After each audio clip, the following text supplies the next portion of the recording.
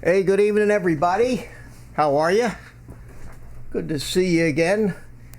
I'm here by myself for the time being, and well, I got my monkey. Anyway, so let's see what we got going on here. See who's joining me right off the bat. I got Mike Roche going to join me on Skype here in a few minutes. He's getting ready. But tonight, I decided really wasn't in the mood for a free for all with six people where everybody was shouting and trying to talk over each other, and it's too much work. So I thought tonight we just keep it a little quieter. It may not last real long until we maybe run out of what to talk about, but I thought we try it this way for the time being. And let's see who we got here. We have Mason. Hey, how are you, Mason? Good to see you. And Chris Hope's in the house. Baduga, how are you, my friend? Good evening. And Orlando, how you doing? Man? Orlando, we got to give you some blue jeans here while we have a minute to do that. Drone Bum, Paul, how you doing, my friend? Good to see you. I'm glad you could stop by. In a minute or two, I'm going to bring in Mike Roche, and we're going to try to have a nice, quiet little conversation. I almost didn't come on tonight, and there's been a lot of little things bothering me about YouTube for the past week or so, and I know that I'm not alone in these thoughts about wavering. Is this worth the time I put in it?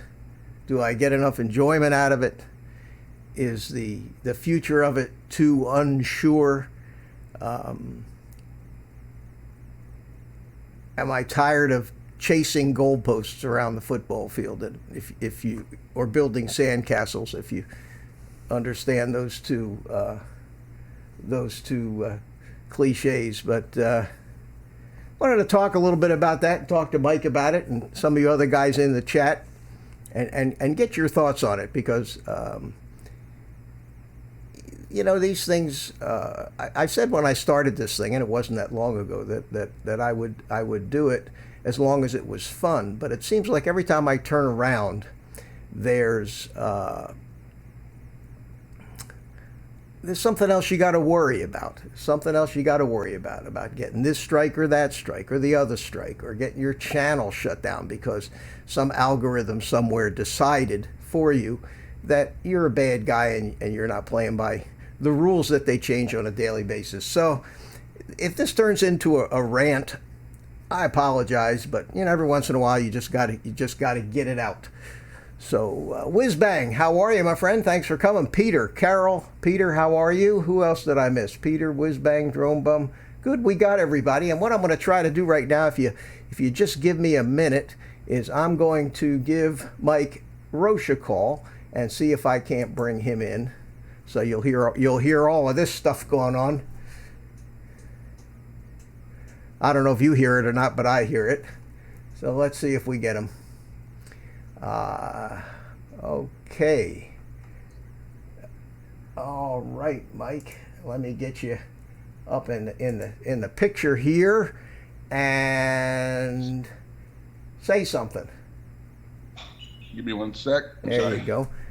Let me get my mic a little closer and we'll dial that in. I was about to test 1, 2. Hello, Mitch. How are you doing? Good, Mike. Mike, how are you? Okay. So let me ask everybody or somebody in the chat, if they would, to just verify that you can see my friend Mike, Mike Roche. For those of you, I guess everybody knows Mike Roche now, and if you can see him or hear him, okay. So just give me a clue after this thing gets past its delay. Yeah. Let me just turn the chat on myself. 1 sec. Okay. Okay, I assume that everybody can hear Mike Roche, because nobody has told me that they can't yet. So, and I can't monitor the stream audio here, or I will get tremendous See and hear, Mike. Good. Thank you, Right. Peter. Appreciate it. Okay, Mike, you're on, Cool. and you're looking Hello. sharp. And you're looking Oh, sharp. thanks. Just got back in from a nice afternoon of flying for one battery, but I did a nice park, and I had a nice time. Oh, good. What'd you shoot? There's a street downtown called Plum Street that is kind of canopied by these magnolia type of trees, and they're flowering now, and it's going to be cloudy for the rest of the week. So I decided to go down today and fly down, right down the street through the canopy of trees, and hopefully without crashing, which thankfully I did, and get some decent footage of flying down that tunnel of trees and things like that. So, and had a good time, and dogs were barking like crazy and all that kind of thing, like they do with drones. But it was fun. It was a lot of fun, and made it home just in time to get something to eat and get on here with you. Good. Hey, let me say hi to Steve. You can see the chat there, can't you? Let me say hi to Steve Carpenter. And how you doing, my friend? And we got Orlando is in the house, and that's nice. That's nice. It got off to a big start. Got 11 people. Well, 9, I guess 9 plus you and me. Chris Hope and Whiz Bang and Steve Carpenter, and geez, a whole bunch of good people. Paul Drone Bum. And somebody new, RC Funds Diversions. Hello, my friend. Thanks for coming by. I can tell, you can tell the new people when you make everybody a moderator. They're the white people in the room. The rest of us are blue people. So let's turn RC Funds Diversions into a blue person.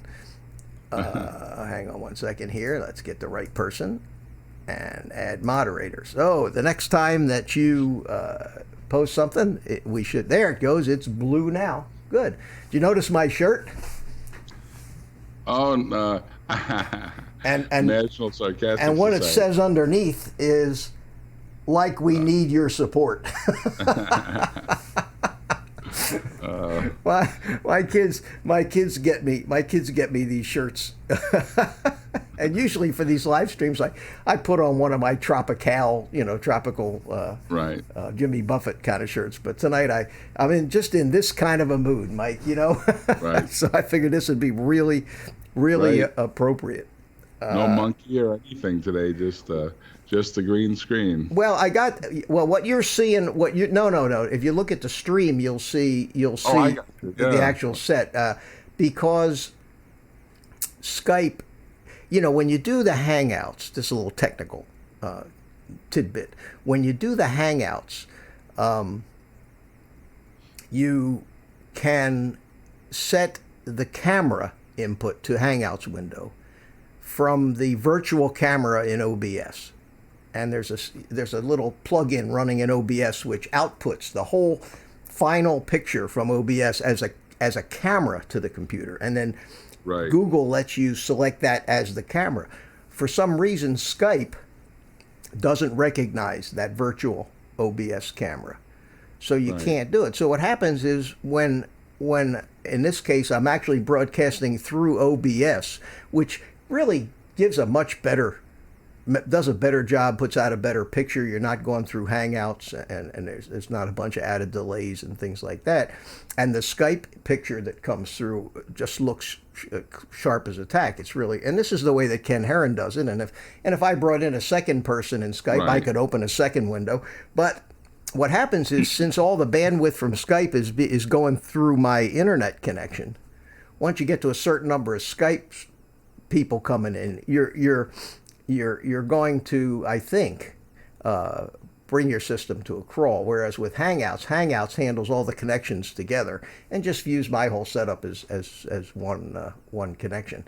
So so I thought tonight. How was your day today, Mitch? Oh, I had a pretty good day today. I've been spending a lot of time with the FPV stuff.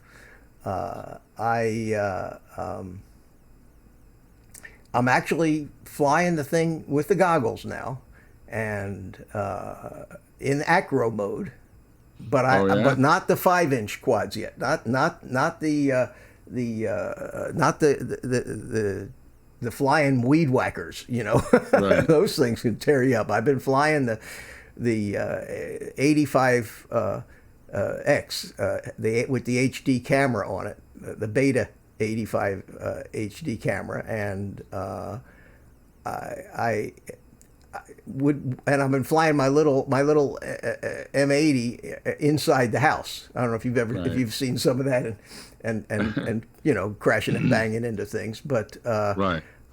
I found it's very interesting, and that's something I wanted to talk a little bit about tonight. Is some of my experiences. I don't know whether it's as a beginner or as someone who's older, whose eyes aren't as good as all the young kids out there, if you know what I mean. Right. I have a prism correction problem that requires me to wear these glasses, and whereas in most of these other goggles you can just, they have inserts for diopters to correct the magnification. I can't use those because I'll end up seeing one image sitting right up on top of the other image. Okay. I'll see two images, one high and one low. So I have glasses that have a prism in them that brings one eye down and the other eye up a little bit. Okay. And then it brings the two images that I see even, so that when my brain merges it, I see just one image. I don't see one sitting on top of the other. And Right. I never even knew that I had that until I was flying an RC jet one night up at a jet meet in Illinois. And it was in September, and it didn't get dark till almost 10 o'clock up there at that time of year. And we were out flying at dusk, and it's getting darker and darker, and I'm flying and flying, and all of a sudden I notice I'm flying two airplanes, two distinct separate airplanes, one up here Right. and one over here. And you know, it's hard enough to fly one of these things, let alone two of them. So I'm flying two of them, but they're flying in formation, which was, you know, which was okay, because I'd really be in trouble In otherwise. formation. Yeah. And then I said, well, what the hell is this? So I shut one eye and one of them went away. And then I blinked the other eye and the other went away. And I said, this is nuts. There's something wrong with my glasses. So after I landed the thing, I took my glasses on my face. And I don't know why I tried to do this, but I looked at a tree in the distance, and saw two of them. And I turned my glasses this way, and the trees came together. Wow. So I said, that's it. So I've got a brain tumor. I was convinced I had a brain tumor. I said, there's something It has to really, be a catastrophe. I said, there's something really wrong here. So I went to the eye doctor, and I said, you know, and I explained to him what's going on, and because of the low light and my pupils open up, it exacerbated it and made it worse. Okay. So when in the bright sunlight, it didn't do it as bad as when I was trying to fly later at night. He said, "Oh, you've had that for years." I said, "Well, how come nobody's ever done it, corrected it?" He said, "Well, you never told anybody about it." So I guess they don't Right. routinely do these kind of eye tests. So at any rate, this becomes a real problem using any kind of goggles, because I would have to spend a lot of money and have a set of those diopters made with the prism and everything. And then if they didn't work exactly right, Right. if they didn't work exactly right, then I'd have to try again. Yeah, EBR FPV. That's what I finally got. I did get. I don't mean to be ignoring the chat here, but I'm looking at Mike's beautiful face up there in the Skype window in front of me, trying to talk to him. But I did get the Viper goggles, and that was the reason that I was able to even start the FPV flying, was because they work. They just work great, and they're box goggles, and you can wear any kind of glasses in them, like the DJI goggles. And when I got my DJI goggles, I actually went and had a set of glasses, reading glasses made, because these are all bifocals. A set of reading glasses made just to use in the DJI goggles, and they work great.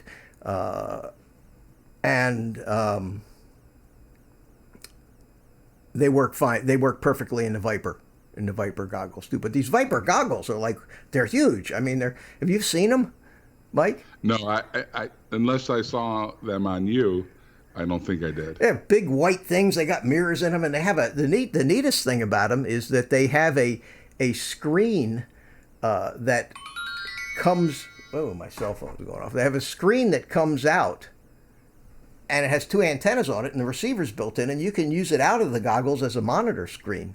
So if you're in the shop, you're working on your drone and the camera, or you want to play back a video that you recorded of the last flight, you don't have to watch it in the goggles. You just pop this screen out, and in fact, if you wait 1 second, I'll go get them. They're just in the other room. Sure. So hang on a second. Yeah. Entertain everybody, Mike.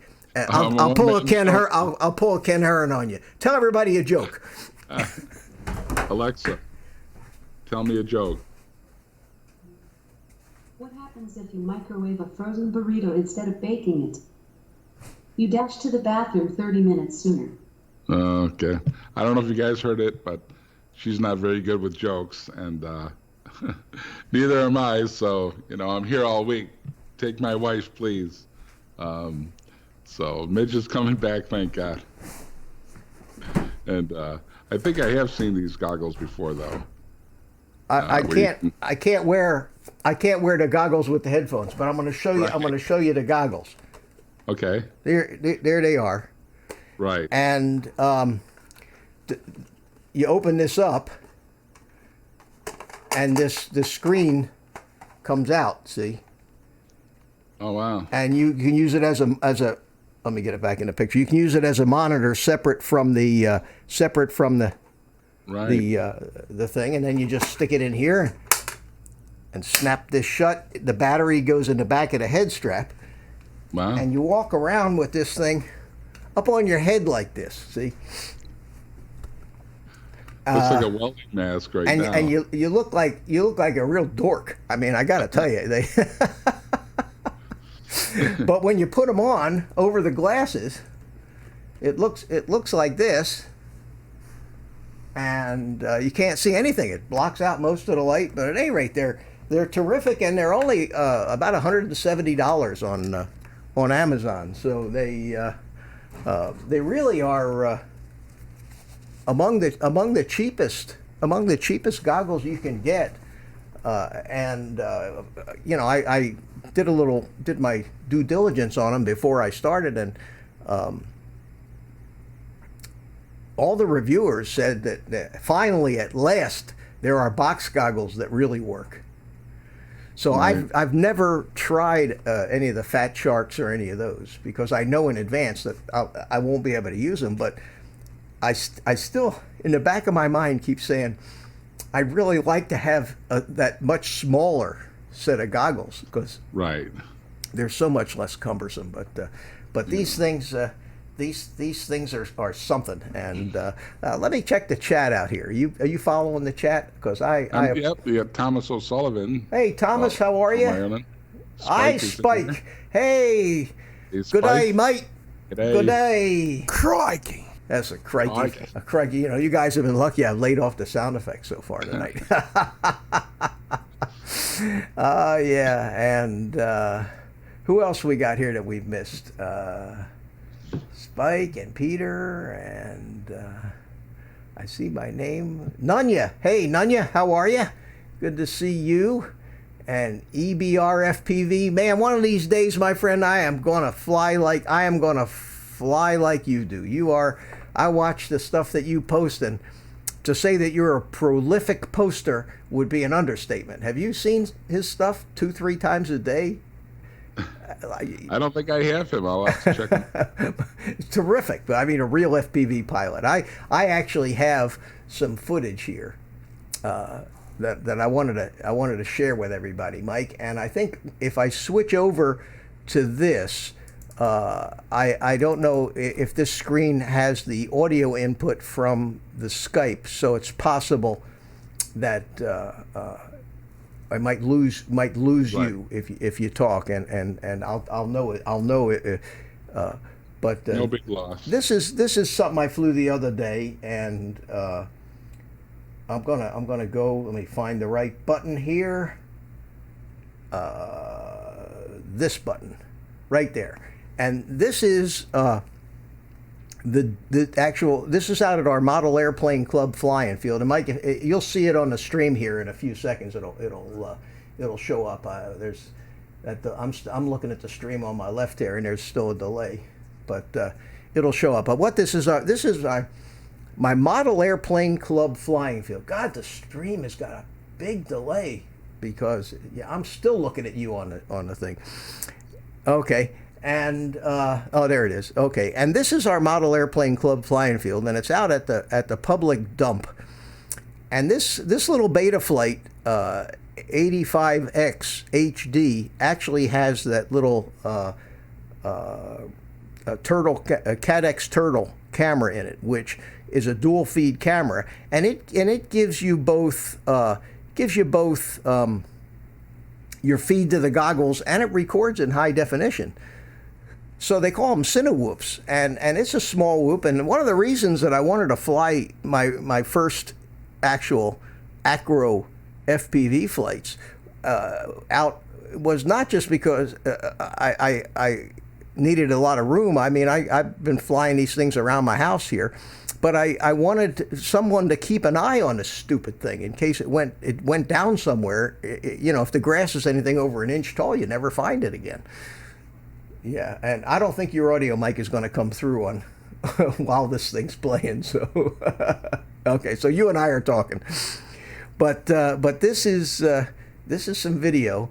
Now, right there, when it went down, is when I switched it into acro mode. I had taken off in the angle mode, so now I'm flying the thing around in acro mode, which is a hell of a lot more fun because you can bank it. You can bank it around, and it flies more like an airplane flies. But I found out in order to get it to go fast, you got to really put the nose down on this thing. So this was one of my first acro flights here, and I avoided doing all the rolls and the flips and things, and those are pretty easy to do, but because I've been doing them on a simulator for a while.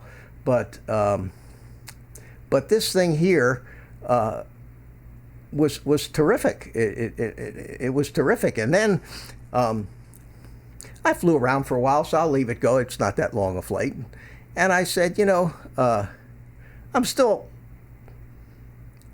such a newbie at this, you know what I mean? But I wanted to try to get lower and lower to the ground with this thing. So, but I just this was just terrific and very, very smooth. It surprised me for such a small drone, just how stable this thing was and how smooth this thing was.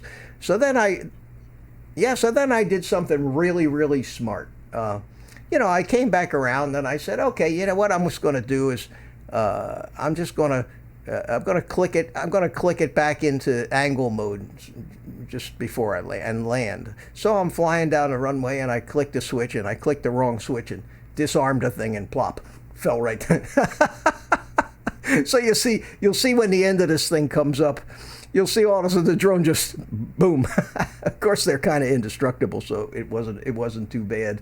But I get a few more of these under my belt, and then I'll go up there and I'll start practicing power loops and rolls. My style of RC flying has always been smooth, not jerky, abrupt, quick turns like so much of this FPV stuff that you see. And I did, and the same thing was true with helicopters for me.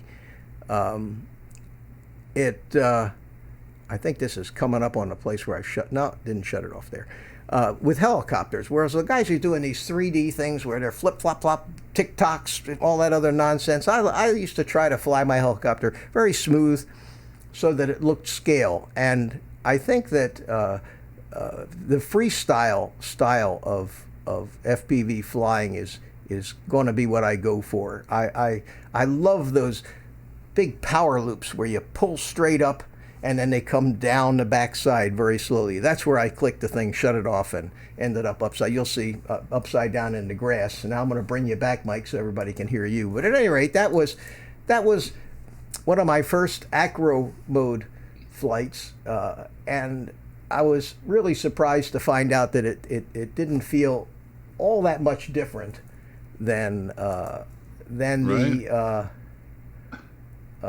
I'm watching you crash right there. There you go. yeah, boom. Finally- But what's amazing is the quality of this. Hey, Spike, excuse me a second. Spike's on the way out. Hey, Spike, thanks for stopping in, friend. Appreciate it. And hooroo to you. Have a good evening, and we'll give you Crikey. one of those on the way out. Take care, Spike. See you soon. And Love My Drones says, lost one yesterday. Had to replay goggle footage. Still had a hard time. It had gone into a trash can that was tipped over. Oh my God! And that's the thing that scares me the most about these FPV things is I lost one in my house. Honest to God, one time a propeller came flying off, and I lost that in the house, and I actually had to go back to my goggles and replay to find out where the hell the drone was. It was under it had gone under a piece of furniture in my bedroom. It was the funniest damn thing. Palladian Science UFO Builder. Hey, sir, how are you? How are you? Good to see you. Thanks for stopping by. Let me dress you appropriately for this chat and give you some blue jeans. So, That's quite a name. yeah, I can pronounce most things, but Palladian Scientist UFO, but not the kind of thing I want to type out on a cell phone.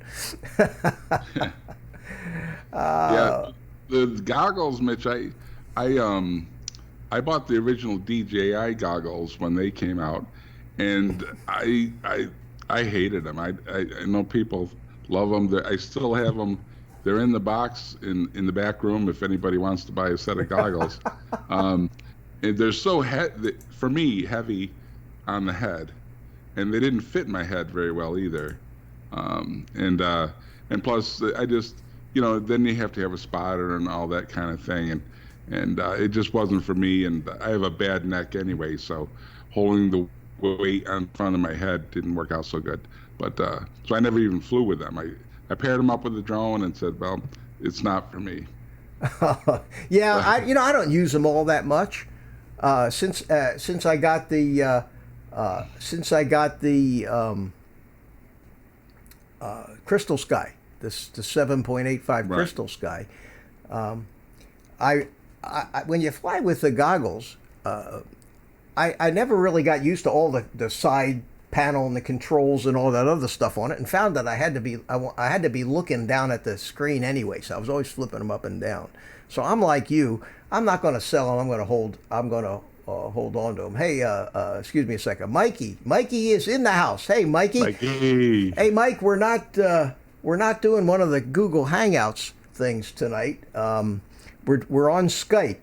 So if you fire up your Skype on your computer and just sit there, I'll bring you in. I'll give you a few minutes to get ready. Just let me know when you're ready, and we'll bring you in and stack you up there on one side with Mike. And then somebody asked me where's the gorilla. So hang Spanky? on. Yeah, Spank the monkey. There he is. I brought. So I just didn't want to leave Spank out. That's the name that of course you guys all came up with. Spank the monkey. I hope drinking on YouTube is okay, Mick. I hope so because if they don't find more reasons to try to do away with it. Well, I feel better now, guys. Thanks, Mike. I have been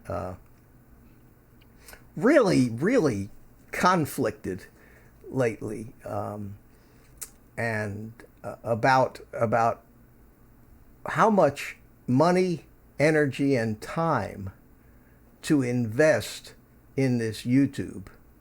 Of course, if you invest all that money, energy, and time, most people want some kind of return. Now, Right. I've had a return, and so we all have in friendship and meeting new people and all that. But after a while, it becomes a full-time thing.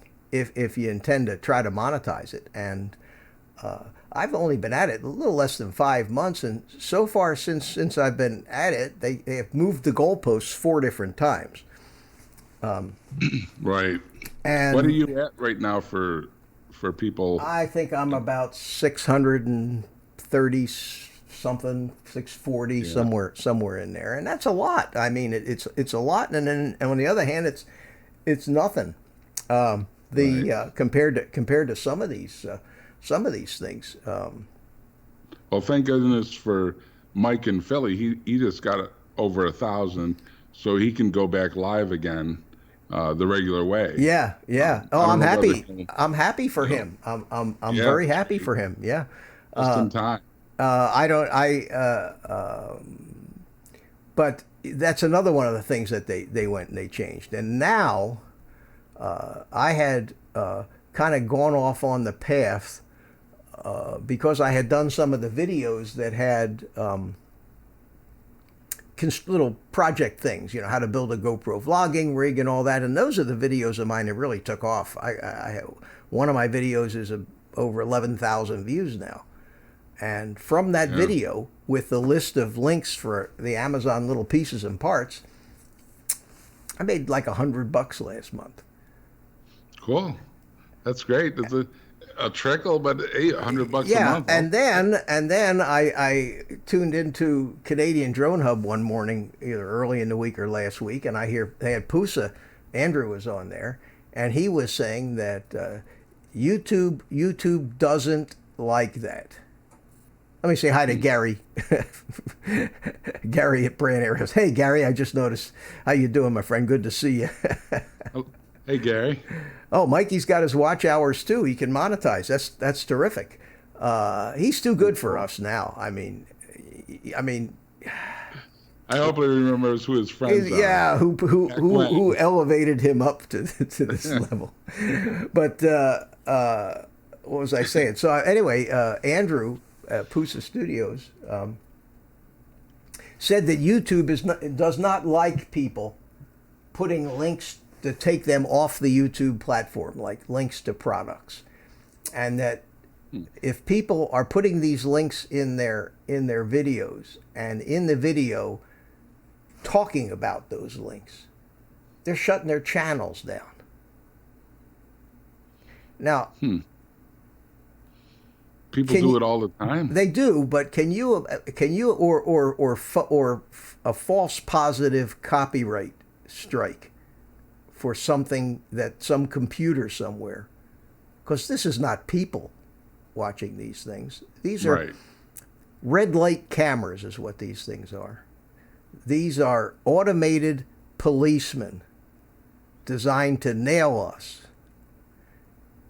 And is life not hard enough just pleasing the human beings that you have to please on a daily basis without having to please machines? And that's what's got me thinking. I'm saying to myself, Jesus, all my life. And that's one of the things about getting to be our age, Mike, is you've had a lot of life. And when you have a lot of life, you have a lot of ups and you have a lot of downs. And unfortunately, the downs kind of stick as lessons more than the ups. Failure teaches you a hell of a lot more than success, and at least you hope so. And also makes you paranoid and more watchful for the next time. And unfortunately, and I like to think it was through no fault of my own, and I can say this,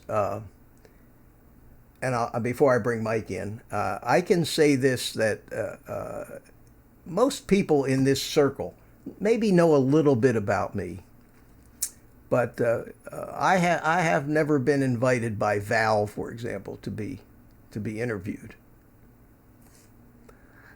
Okay, Roger doesn't invite me on his panel anymore. Remember, can you remember the last time? I don't know. I just You know, I I mean, know it's kind of regulars and yeah, all that kind of thing. I know. But, you know, I don't get invited to that. And Yeah. so, other than my own live stream here, an occasional one with maybe with Spike or them, people don't see me. I've never really had a chance to tell my story, and my story is enormous of what I've done and what I've lived through, the disappointments. If anybody could claim victim status, it could be me. But I've never taken that. Like I've never taken that that tact. I just pick myself up and I go at the next thing. But one thing that I have learned is that playing in games without steady and well-defined rules always ends badly. Right. Entering into business deals with loose contracts always and unreliable partners always ends badly. And resorting to courts and throwing decisions and your fate into the hands of disinterested other people never ends well. Right. And it's those things that caused me to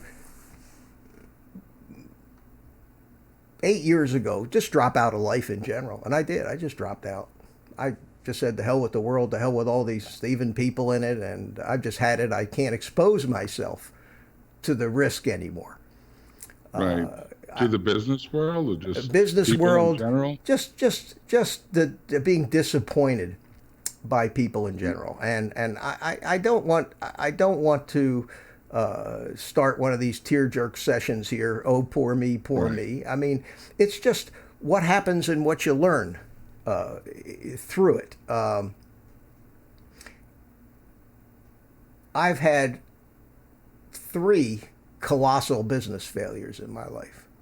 I'm talking colossal business failures, none of which were any fault of my own, where anything I could have done or anticipated could have stopped it. In the 1980s, I was a fairly large home builder building $1 million houses here in Orlando when the savings and loan crisis happened and all the banks went broke and all the nobody could have anticipated that. But I got stuck with a half a dozen houses that were spec houses that were over $1 million that the banks pretty much sold and took me to lunch and begged me to build, and nobody could sell. I was Right. 50,000+ a month in overhead just to make the payments on the notes on these houses and keep them clean and electricity on. And then the whole system collapsed out from under all of us. So what are you going to do? What are you going to do? You know, nobody could buy the houses anymore. Nobody, the realtors all went out. All the builders went under, and I went flush down with them. So I picked myself back up. And I'm going to make this quick, but I just wanted to give you that there is a basis and a reason for why I am feeling this way about YouTube right now, and I think that it's important to me that people understand that I'm just not whining about this, that I've been there. So then I started a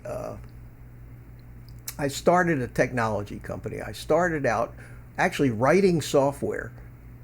I taught myself to write software, write programming, and I wrote software for the Radio Shack computers when they first came out that made them useful to businesses. I wrote a complete accounting system. I did all that, and I started to make some money selling this stuff. And then I got into the computer hardware business and started building these IBM clone computers back in the days when an IBM 286 cost $6,000 at Computerland, and I could build the same thing and sell it for $3,000. And I started building these things. And the demand for them just started growing, and then customers that bought them for themselves started telling the people where they worked. And one day I get an order for a huge religious organization here in Orlando, who I had sold individual computers to, one of the main people there. And I get a phone call. Hey, Mitch, this is so-and-so at, so-and-so. I don't want to mention the names. He says, we need 1,000 computers. Man, I'm building these things on a card table in my spare bedroom, right? We need 1,000 computers. Can you do that? Of course. That's the story of my life. Oh, hey, no problem. How many? 1,000? No problem. So I did it. I did it. Wow. I rounded up the money. I had to buy all the parts and pieces. I hired people to help me assemble them. I rented a small office because this thing was starting to go crazy. And it did go crazy. And because we did what businesses should do, and that was take care of the customer, give them the best deal that we could do and still make a little money. That was always been my philosophy in business. Give them the lowest price you can do, and yet it's still somewhat worth your while, and give them a good guarantee. And I started doing this, and the word caught on, and there weren't many people doing it back then. And next thing I know, I got a $20 million a year business. Wow. Building my own brand of computers. And these government agencies are starting to buy them from me and order them. And I rented more office space and hired more people. And then the schools started putting in the network infrastructure. And we started getting contracts to wire schools. Next thing you know, I got a slew of employees, a huge payroll. Overhead is gone crazy. We have government contracts was my idea. And I had the idea that rather than bid every job, which was a really, really time-consuming process to bid every one of these jobs, we came up with a contract that said, we will always charge you 10% above our cost of the parts, subject to audit. Okay? And that meant that anytime we sold 500 PCs to a school system, and we priced it at 10% above, they had the right to come in and look at my invoices of what I paid, and we kept records of all that stuff. And this was let these people buy these things at prices much lower than they had been getting on the contracts that they bid. So the word got out that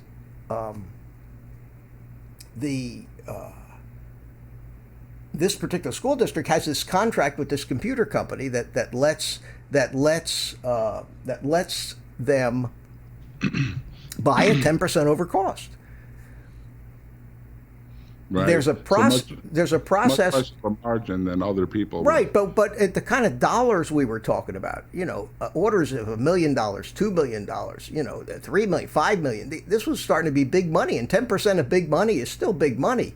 Right. And we had it down to a science, and they did pay us for other services, like creating the specific image of the operating system all set up the way they wanted it and everything. We got paid extra for that labor, but for the hardware itself, we got the 10% over cost. So all of a sudden, all these other school districts start piggybacking. They call it piggybacking, and it's a legal method that if you have a government agency, you don't necessarily have to bid a project that the guy next door just bid.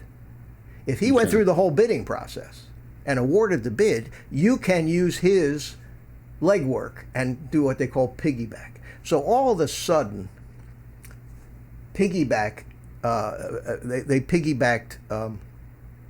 People were piggybacking. We had so much, but we didn't know what to do. It was great. It was great until a crooked politician who had a friend in the computer business, who he wanted to steal all my business, decided to run a political campaign for the school board chairman in our biggest customers county. And what did he run on? But how my company was ripping off the taxpayers by using illegal. Does Donald Trump ring a bell? What they tried to do to him, does that ring a bell?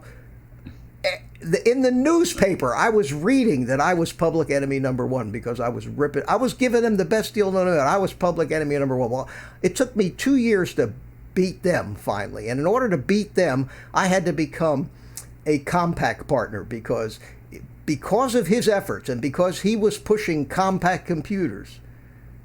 if I hadn't have joined with Compaq, and remember, I already had all the customers. So if I hadn't have gone to Compaq and said, what are you messing with this guy for? I'll sell your computer. So I joined up with Compaq and became the largest Compaq computer dealer in half the state of Florida. Well, Right. it's too late to make a long story short, and I don't know if I'm boring the hell out of everybody, but what happened to my poor business was that Carly Fiorina, you know who she is, and Hewlett Packard came along and bought Compaq Computer. And Right. Carly Fiorina said, what do we need with these middle dealer guys? We go straight to the school districts and sell to themselves. And it took them 6 months to steal all my business and left me sitting there with no revenue and enough overhead to choke a horse. Wow. And how could I have anticipated that? What could I have done? But there went my retirement, my life, my business, my marriage, everything gone from yachts and airplanes to 10-year-old cars with the doors falling off overnight. And Plus staff that would be all on unemployment and all that kind of thing. oh Right? God! At any rate, it was ugly, and this happened about the year 2001. It happened right after I won one of the school district's Business Partner of the Year awards, which was amazing. Here I am, the Business Partner of the Year 1 minute, and the next minute I'm out in the cold. Oh, And that's the way life works. Boy. it's cold, but at any rate, my father told me once when I was a kid. He says, Mitch, he says, when poverty comes through the door, love flies out the window. Well, now I'm a single guy, okay, bachelor, Right. and so that was my second strike at being caught up in a system where all of a sudden somebody comes in and just changes all the rules on you. And you're helpless. There's no place to appeal it. I sued them, and almost won a huge lawsuit with Hewlett Packard. If Hewlett Packard didn't own the judges, I swear I think they had the judges' kids tied up in a basement somewhere. The rulings in my case, and they couldn't let me win that case because there was 1,000 other dealers in this country that were watching it very closely. Because if I had won, they would have unleashed, but might have put Hewlett Packard out of business. So it's that important. And that case, I'm not going to tell you the name of the company of the case, but it is one of the largest law firms in the world. If you go to their homepage, they brag about winning that case. It was that important a case. And my attorney in that case took it on a contingency because he thought it was a lock for $50 million. And he and my attorney, coincidentally, was the attorney that Al Gore hired in the year 2000 to try to overturn the election. So I'm talking about, I was playing with the big players. boys. Oh man, and I always say when I lose big. So that was the end of that. And here I am. I'm 60 something years old and no income, no money, no nothing, and I have to figure out what to do. So I get the bright idea that I'm going to go into restaurant business, of all things, because a friend of mine down in Naples, Florida, happened to own 2 fish and chips restaurants that the food was so good and he was a model jet guy, flew model jets with me. And the food was so good, Mike, in that restaurant that I would actually drive to Naples from Orlando, which is a 3-hour drive, just to have dinner at his restaurant. They were that good. And there was nothing like that restaurant anywhere in Orlando. So I said, okay, I got an idea. And I drew up a business plan.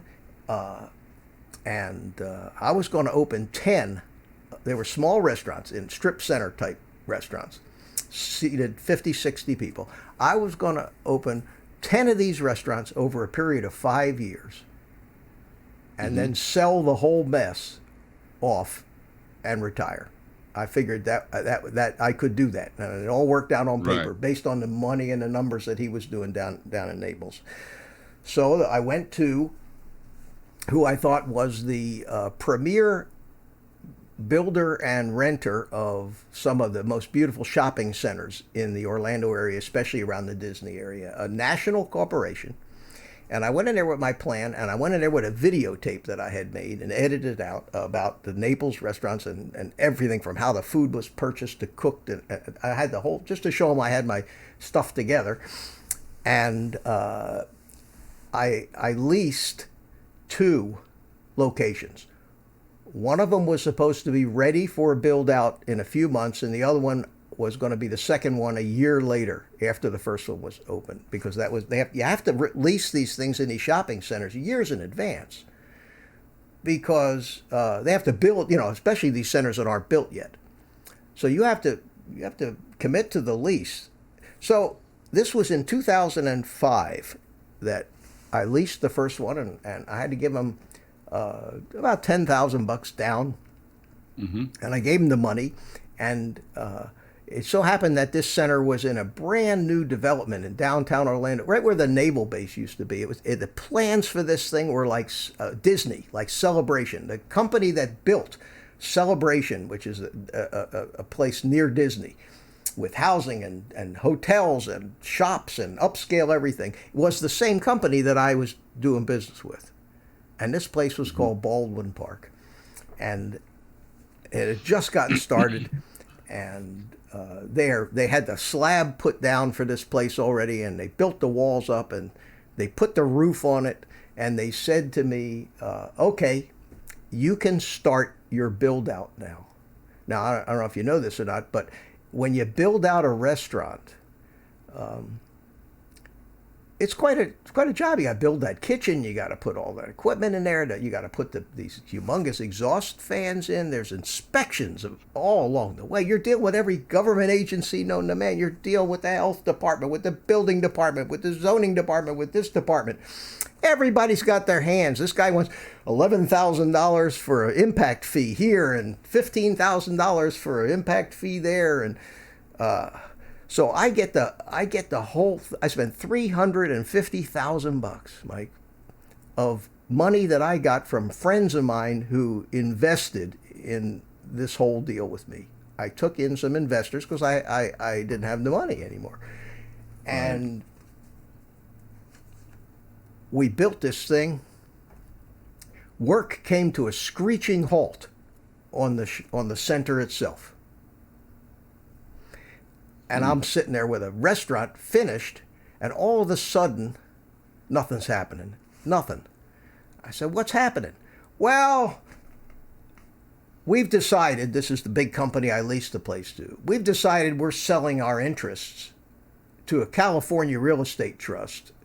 And they just pulled out and left me with a new landlord who could care less about me. They're a real estate trust. There's a tax scam or tax write-off. Their only job in the world was to generate losses for their real estate investors. So here I sit with all this money. I got an unfinished restaurant in a place. It's 2006 now.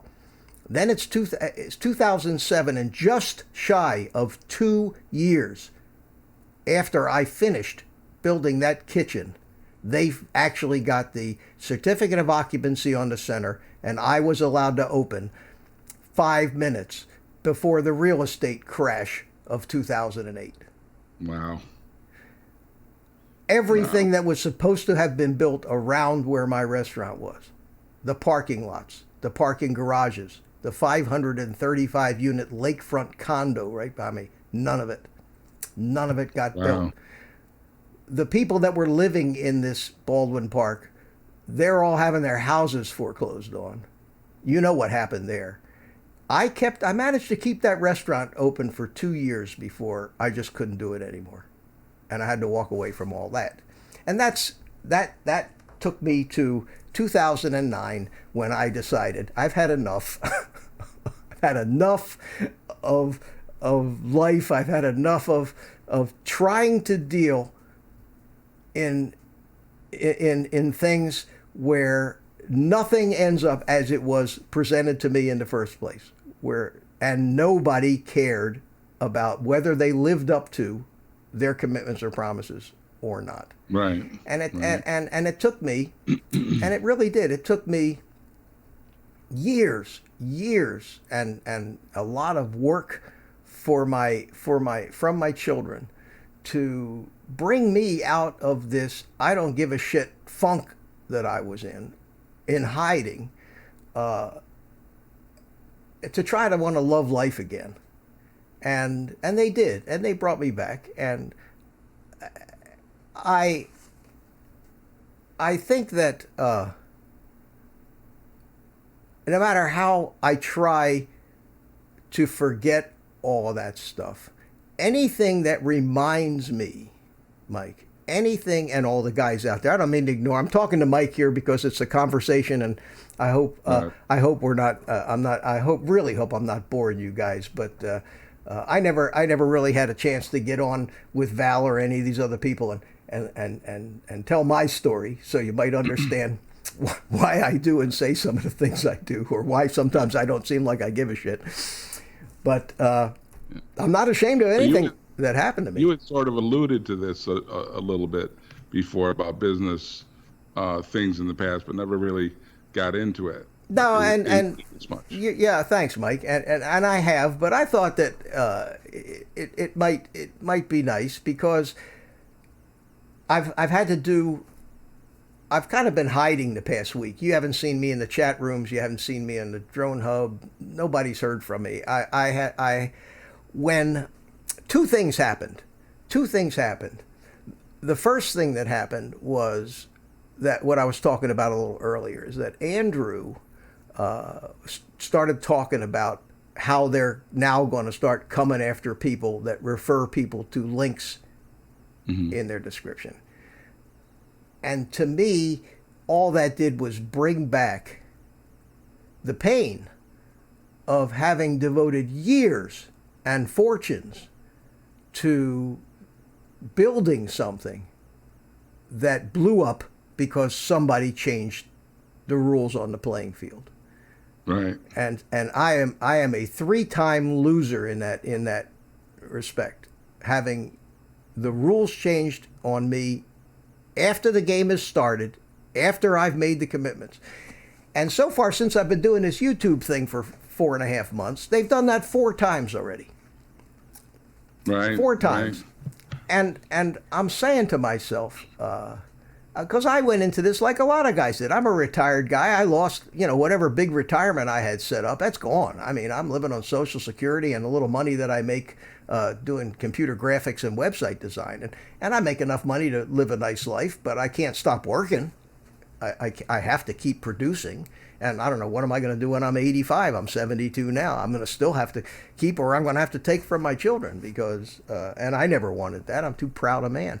So I keep working and I keep producing and I keep saving a little here and there when I can to try to build it back up again. But I thought that this YouTube thing would be a nice way to make some supplemental income. And I know that Mike Philly looks at it in the same way.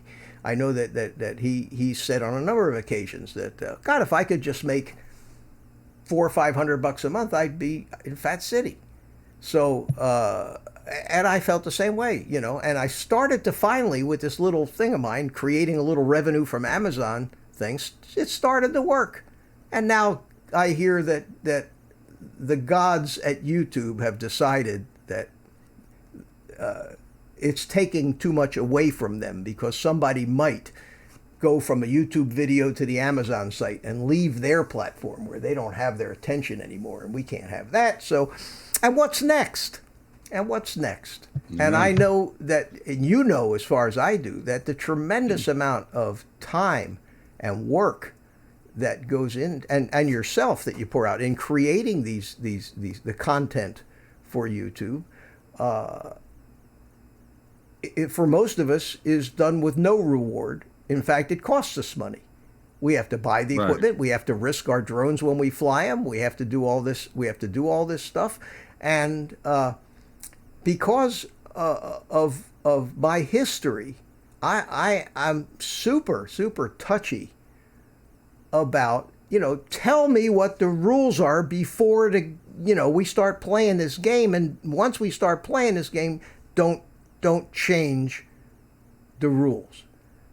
And and then I look at the fact that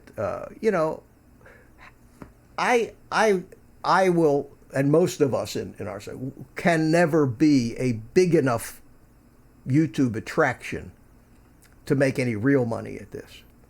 So all day today, I said to myself, do I even want to go on? Because if I go on, I'm just going to go on a rant. Nobody wants to hear some old fart rant, you know. And I said,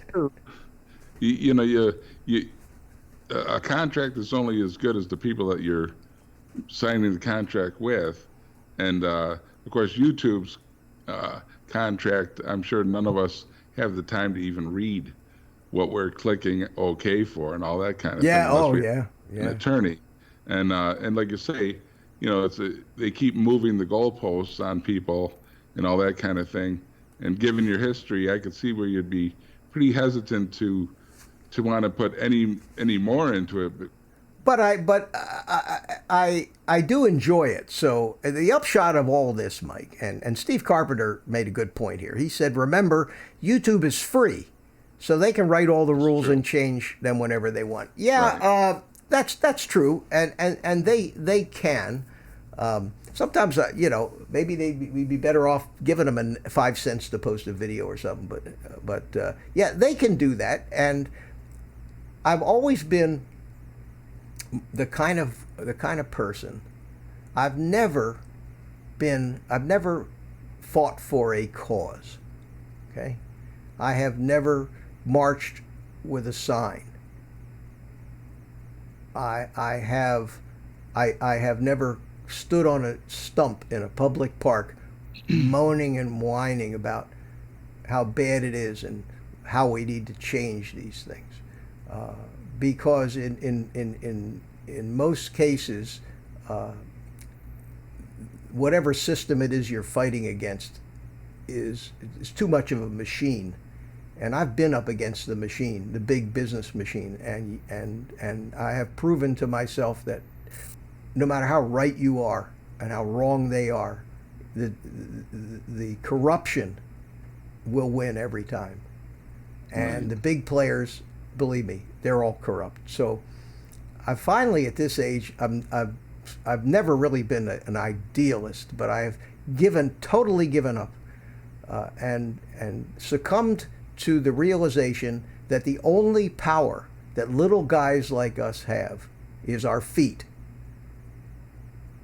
And that is just turn and go in the other direction. If you don't like the rules, if you don't like the playing field, if you don't like the people in the game, it's futile to try to change the game. And if you could, is the battle even worth it sometimes for your own happiness? Right. Because it can consume you, and then you have to balance for yourself whether is it worth giving up that much of your life to fight this battle. And I have been doing that since I was knee-high, has been fighting these battles. And I don't want to fight anymore. I don't want to fight with anybody. I had a guy, and this is another thing about YouTube, I had a guy on that little vlogging rig video that I have. I get a comment today. I don't like your idea. Some guy thought that he needed to spend the time here. Let me see if I can find that, because it's just too good here. Let me see if I can find that, Mike. Just for the hell of it. Let's see, videos. I mean, I was flabbergasted. What drives somebody? What actually drives somebody to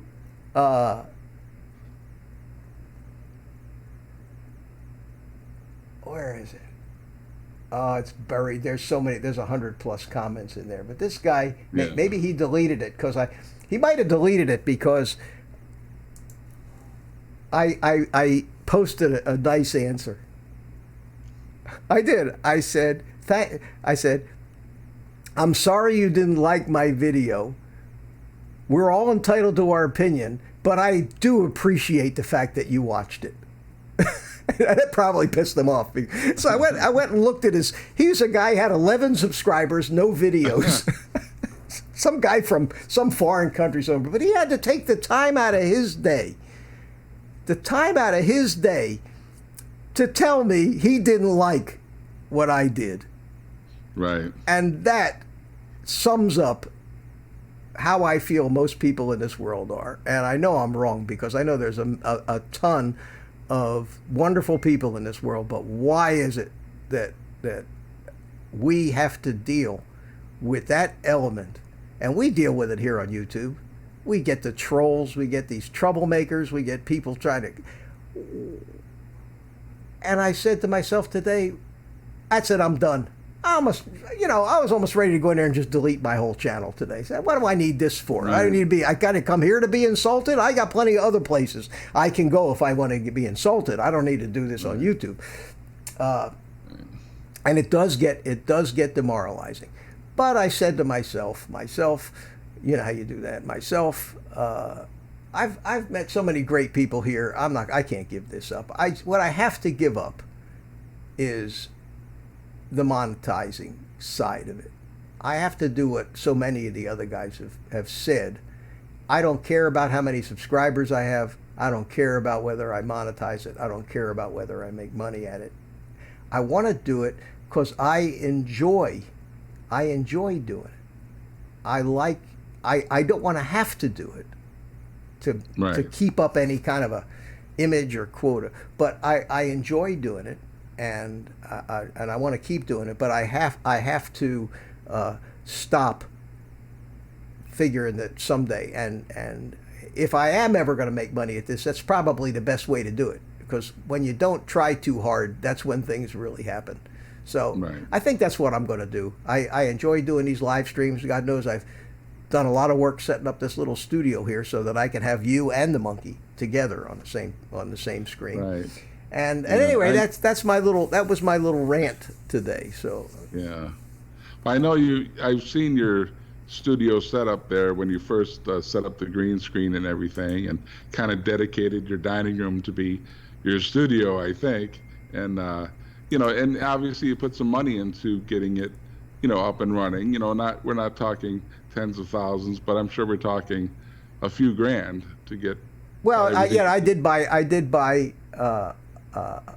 Mikey said, Mikey, we never did invite Mike in because I went on his rant, but he says he's going flying, be right back. Okay, when he comes back, maybe we'll try to bring him in.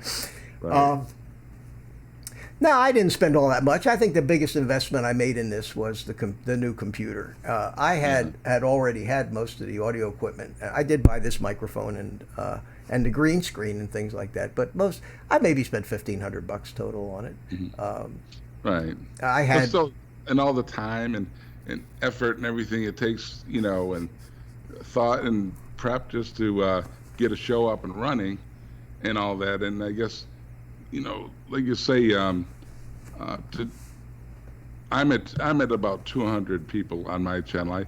I have no delusions about ever monetizing anything. I have the luxury of being able to just put up what I feel like putting up and not worrying about whether a dime is coming in or not, because it's not the purpose of it.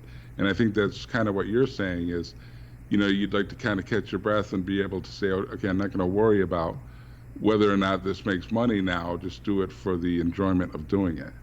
Absolutely. And I'm making enough money doing my other stuff that I don't need to make money from this. And who knows where this may go. But what I don't want is I don't want to find myself in the fourth time through nothing that I've done or could have controlled, having the rug pulled out. And one of the things that bothers me about YouTube is we're dealing with machines. We're being controlled by machines. Right. We're being monitored and policed by machines and artificial intelligence, and that scares the shit out of me. Right. Honest to God, that scares the shit out of me. I mean, it's bad enough when you got a human being that you can go argue with or plead your case to, but you ever try to get YouTube on the phone?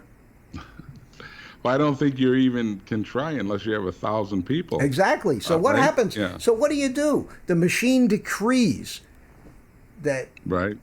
you're gone.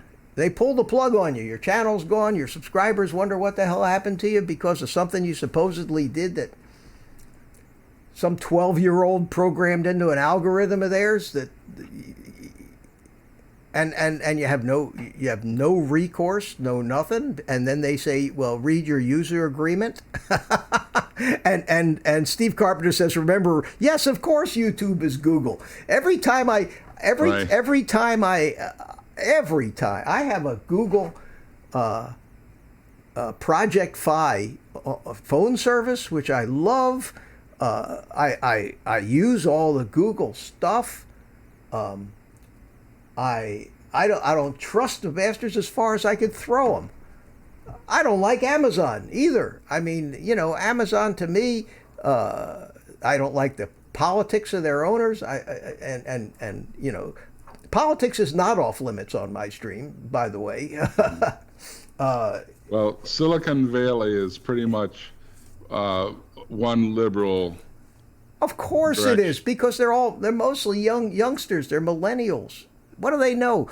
Here's the sad thing, Mike. The older I get, the dumber I must get, because the young kids, and we did the same thing when we were young kids, think that old people just get stupid. Stupid old man. What do you know, stupid old man? These kids, they know nothing. Nothing. Right. They know nothing. They're not even, most of them aren't even old enough where their brains aren't even ripe yet. It's a medical fact that you don't even develop the ability to do reasonable comparative and cognitive thinking until you're 25 years old. 25 years old is when you start to get the ability to do what we take for granted as critical thinking. And yet now they want to lower the voting age to 16? That's insane. Why don't we just put, you know what this reminds me of? Have any of you ever seen the commercial for those gummy bears? Have you seen that commercial on TV? It's a bunch of grown people sitting around a conference table in the company Hiroba or something, whatever it is. They make gummy bears. They make candy. And it's a bunch of grown-up people sitting around a conference table, and they got and the guy at the head of the table picks up a red gummy bear and he says, I like the red gummy bear because the flavor's better. And they all start talking with these kids' voices. Right, I think I mentioned that. And I look at that and I say, there's the Google boardroom, for God's sakes. They're children dressed up in business suits. And they know so little about life. They've attended all these ridiculous colleges where they're spoon-fed this snowflake crap, and they have no idea what it means to actually work or struggle. They get these jobs that pay them $250,000 to do nothing but create grief for people. Right. And they make the rules that tell me what I can and can't post on YouTube. And I'm too, I say sometimes I just say I'm too old for this shit, But what else am I going to do? Start my own Google? Right. I mean, I love YouTube for what it is. This platform we can all use and express yourself, put your artwork up there, associate with other people. But the company behind it has a certain mindset that probably you and I disagree with. And I don't know if you have seen, after the presidential election last time, there was some video of them about a week later, like a company conference kind of thing. And half of them were wearing beanie caps with propellers on top of the hats. Yeah. This is the kind of culture that is in that company, and literally crying over the results of the election. Oh, I know, and they're still crying to Right. this day. I mean, like I say, I don't want to lose half my friends on here because of my politics, and that's a sad state. Right. Hi, Drone Shots. Drone Shots just came in and said, hi, Mitch. I'm trying to keep up with the chat a little bit, but... Hello, Drone Shots. Yeah. And leg work. It's a shame. It's a shame when, you lose friends or relatives. It has gotten that divisive. Yeah. And the divisiveness is done on purpose. I mean, it is a tactic and a ploy, divide and conquer. That's been around for years, and the crap that I that's another reason why I was kind of down today. Is it's tough to just watch the news, and I'm smart enough to know what's real and what's not real. Right. And yet there's so many people who don't pay any attention and think they know the truth because somebody with an agenda on TV told them. And it's what they want to believe anyway. At any rate, I don't want to get too deep into it. You all could probably figure out which side of the fence I'm on as a capitalist all my life, trying to make a living in this world, and never got anything from the government, except a bill for taxes. Well, the news reporting, quote unquote news reporting today is terrible compared to the David Brinkley days and things like that, where people who use proper, editorial ways of doing things, if they were editorializing, they let you know they were editorializing, and whoever's writing the copy for some of these people, you know how it is. You can write copy to give all kinds of subliminal messages and word something in a certain way where it makes somebody sound terrible. The news today, local and national, the cable stuff, to me it's a joke for 99% of it. Well, it's absolutely awful. It's sad, Mike. It's just sad to see these people perpetuate this stupidity. And I got to tell you something. I mean, I try to stay out of it, but I almost lost my cookies when I saw a news clip of Hillary Clinton at this Time 500 thing, get up there and basically say that people that break the law like Donald Trump need to be prosecuted. You better smash your phone with a hammer. Oh, I mean, and there's a bunch of people. Oh yeah.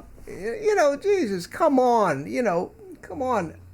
I couldn't have withstood the 3 years of what they did. I couldn't have taken that. I would have said, hey, see y'all. I don't need this grief. I wouldn't even have stuck around to fight them, because that's what I was talking about. When a system tries to turn against you, you're helpless. Maybe if I was a billionaire with a hot wife like that, I could fight it.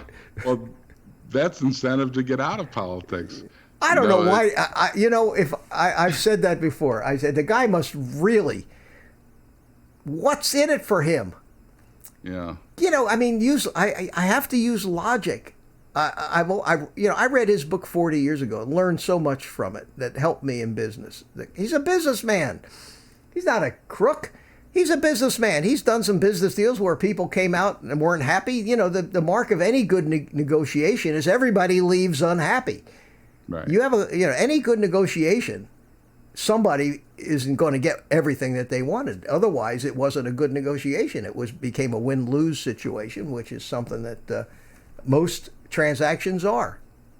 Win-wins are much better, but most transactions are win-lose. And some of them, like suicide bombers, are lose-lose, which are really stupid. You got to really be stupid to figure out a way to enter into a lose-lose situation. Anyway. Well, you and I are both, you've got a couple of years on me, but, back when Ronald Reagan was elected back in 1980, how it was the same, but it's worse now. They hated Reagan just as much as they hate Trump. And you remember Tip O'Neill and the rest on Capitol Hill. But there was a slightly more um, it was less uh, vile than it is today. You know, there was a little manners to it, but you know, they still said the awful things. They want to starve children, throw old people out in the Oh streets, God, all that kind of thing. all And all the times they wanted to throw they wanted to throw my, like, we want dirty water, we want to throw our grandmothers off, starve the kids in school. You know, I mean, that's the kind of crap that's just always been going on, and it's always bothered me. The deception. It bothers me when these thieving lawyers come on and advertise all morning. I can't watch the morning news without watching these lawyers. Oh, so and so got me $5 billion.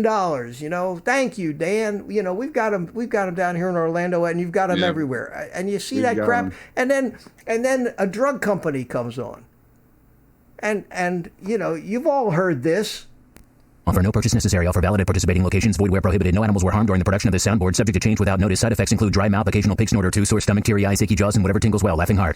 That goes along with every commercial, every advertisement for every, except it didn't say that. It says may cause anal bleeding, kidney failure, and death. And then right after that comes on, right after the commercial for whatever the drug is comes on comes the lawyer. Have you been taking that drug? You may be entitled to a huge cash settlement. And I have to go, Jesus, you know, you're advertising the drug, and then the lawyer's telling you that it's going to kill you, and come to him. I'm sure you've gotten things also. I myself, like, there'll be a class action lawsuit, say, against Verizon or somebody like that. And there'll be a multi-million-dollar settlement, and we'll each be entitled to a $15 off of a set of earbuds at Verizon store. I got a check. I think one time I got a check for like $1.22 from one of those things. Well, it's true. The lawyers make all the money. Of course they do. You know, unfortunately, against, like, say, YouTube's got all the lawyers. Google's got. We don't have any lawyers, but. I'm glad I came on tonight. I feel a lot better now. I was really getting kind of down in the dumps today. My bill is going to be mailed tomorrow, Mitch. Hey, no problem. You know, I've stiffed much better people than you. You know, a friend of mine used to say, you know, I'd rather owe it to you than cheat you out of it. Right. Yeah. You don't know. I owe you. You've got me. You know, you were the first person to invite me onto your channel, and that you know, to me was a big deal. And now I've done a few live streams and become more comfortable and all that kind of thing. Even when it's so far as to buy a small light so I could have better lighting. I see that. Not have raccoon eyes, but you know, you were a very inviting person that way, and I really do appreciate that. And most of the people that we know in our circle, wonderful people, some wild personalities, you know, but we're all so different, but somehow we're all attracted to each other, which I think is terrific. But I can see where how you could feel this way today, given the history of large-scale business scams, people that, you know, pulled the rug out from under you before, and then YouTube, who's, you know, bigger than them, and you just want to make a few dimes off of links or whatever, and you kind of get afraid to do that. I can see where the feelings would come back. That's for sure. Yeah, Carpenter Rick, thank you so much for that. Carpenter Rick says, Mitch is good people, 100%. Thank you. I appreciate that. Gary Brandt, he made a fortune on a price fixing class action on bread, $25. And Thomas says, nothing like a good rant.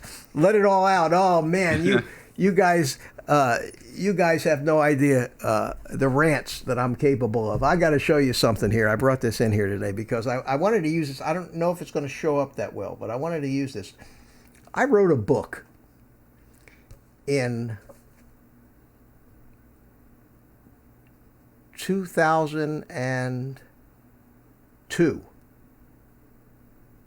I started writing it on my 55th birthday in 2002. That was 18 years ago. And this is the book that I wrote, and it's called Taming the Beast Within. And I don't know if you can see it, but there's a gorilla's head. Does it show up, the gorilla? There's a gorilla's head photographed in the background. Yeah. And the gorilla's eye is right there, and there's a star gleam in it, like. Oh, now I do see it. Yeah. And I wrote this book. It's a 235-page rant,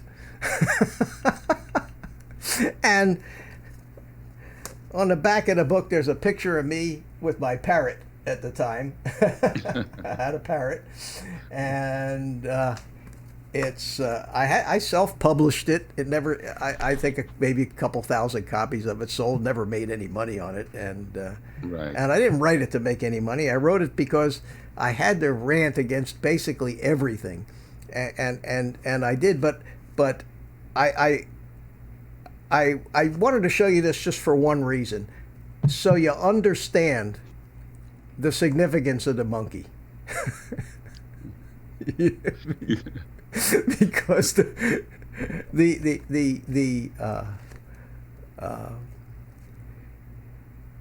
the fact that when I see a primate or any other animals, I look at our ancient ancestors.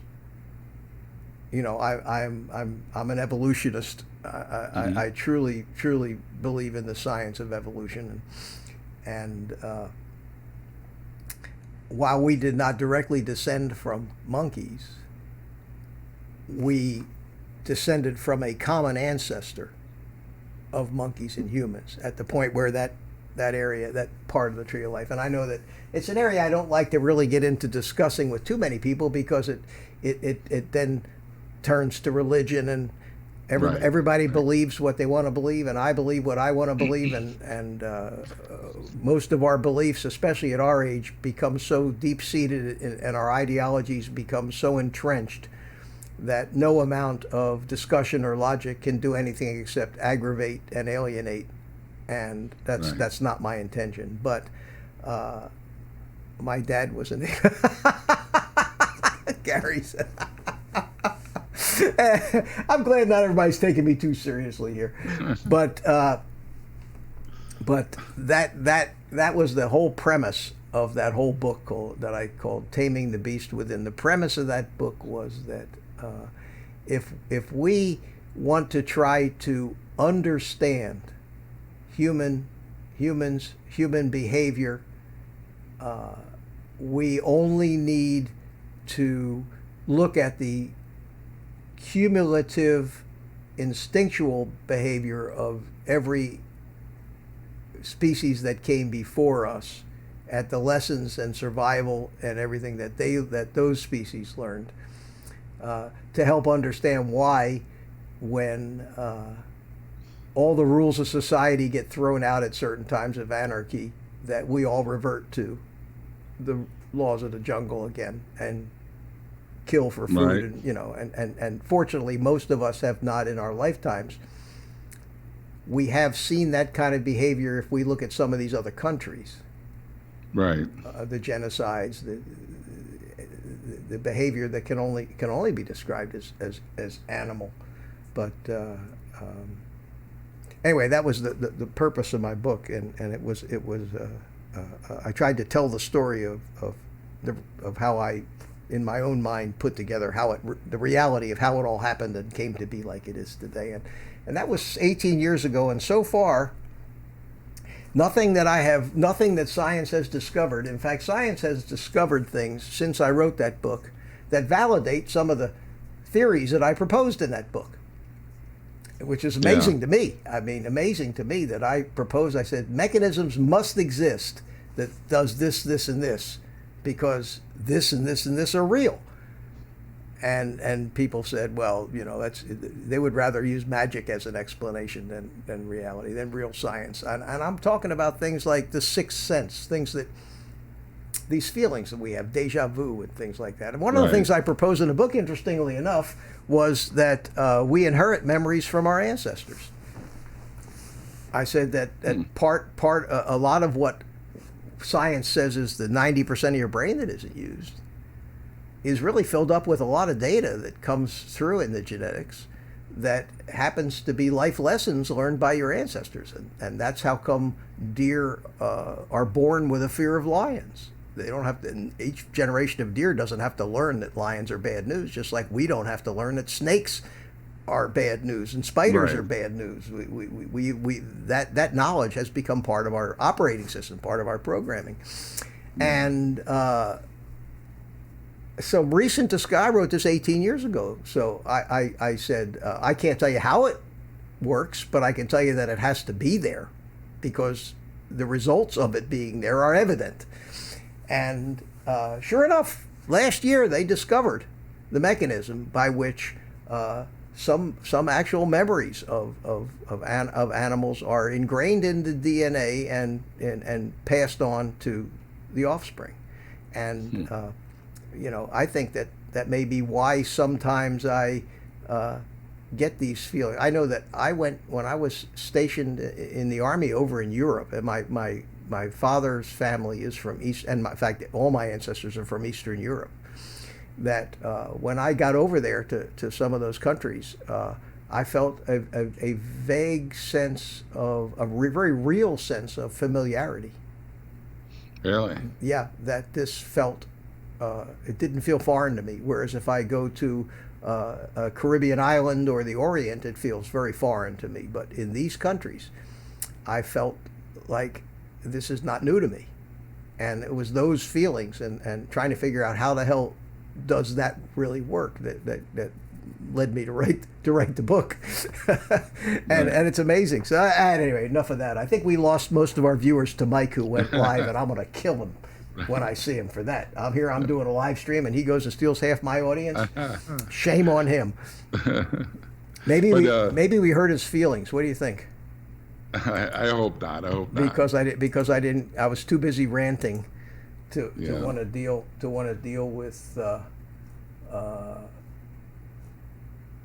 that. I'm trying to make Andrew Troyer. Hey, how you doing, my friend? I'm going to try to give you some blue jeans here and check you out and see what you got. Somebody new. So let's see. Go to channel.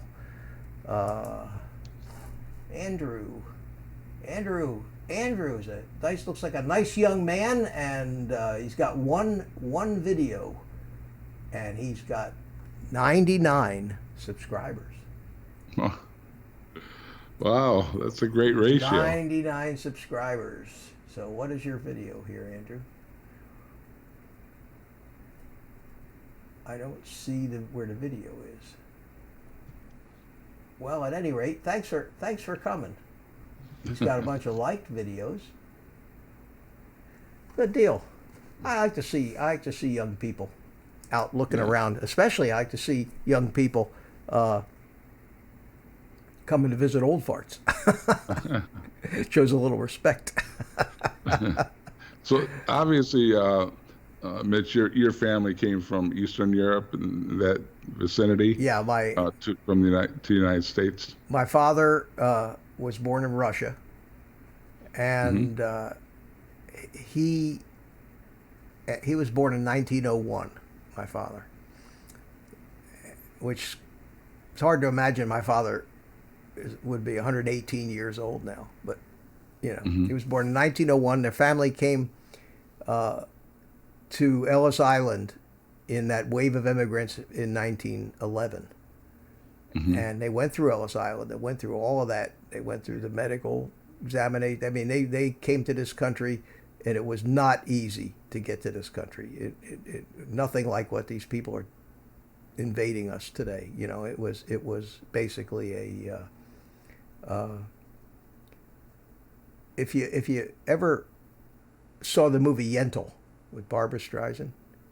I never did see that movie. That was a movie from my father's time and place. In other words, when I say Russia, it was Russia, but it was right in southwestern Russia, near Czechoslovakia, Poland, Hungary. Mm-hmm. So it was more Eastern Europe than it was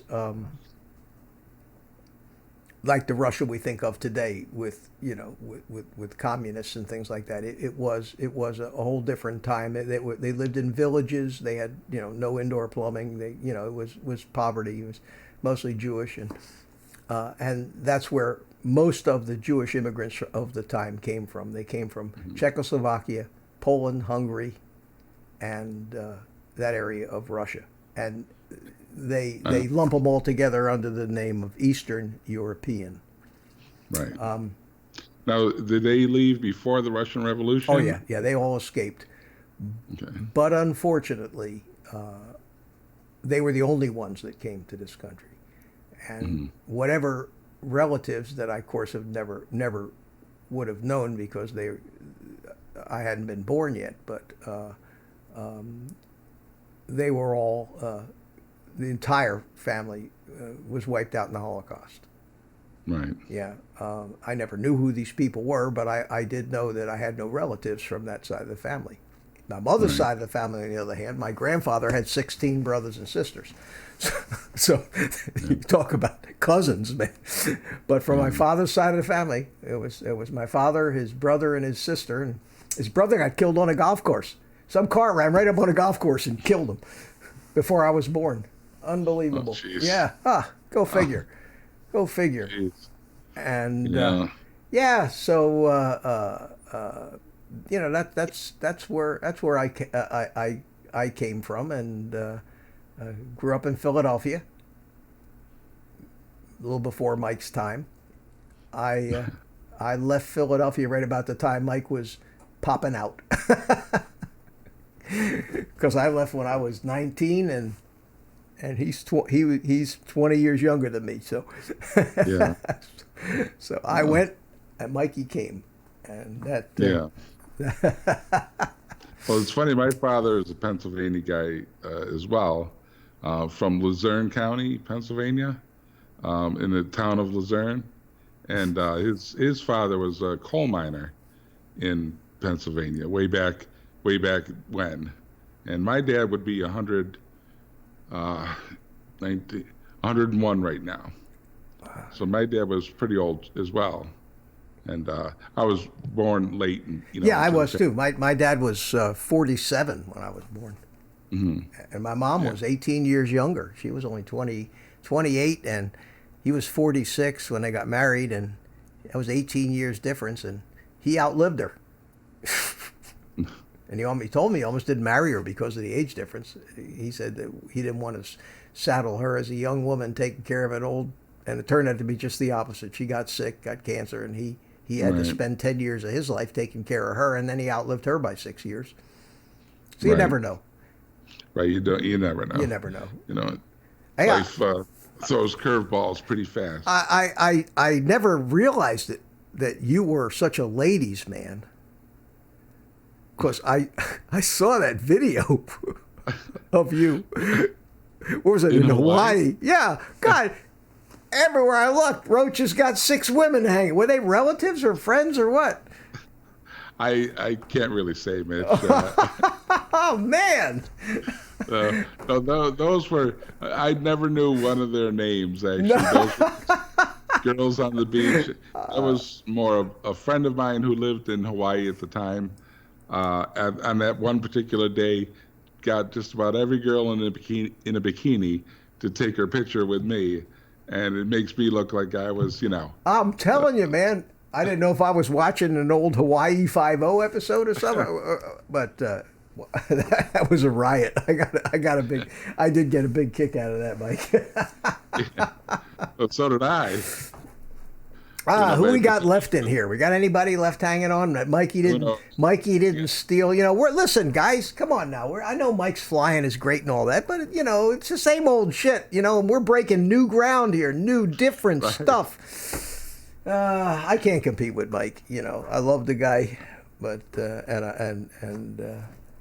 I really, it's almost like a son. He calls me Pop now. But I think maybe I think maybe I hurt his feelings tonight because we got gone off on that thing, and I never asked him. So we'll see if he calls his father. Right. Well, it's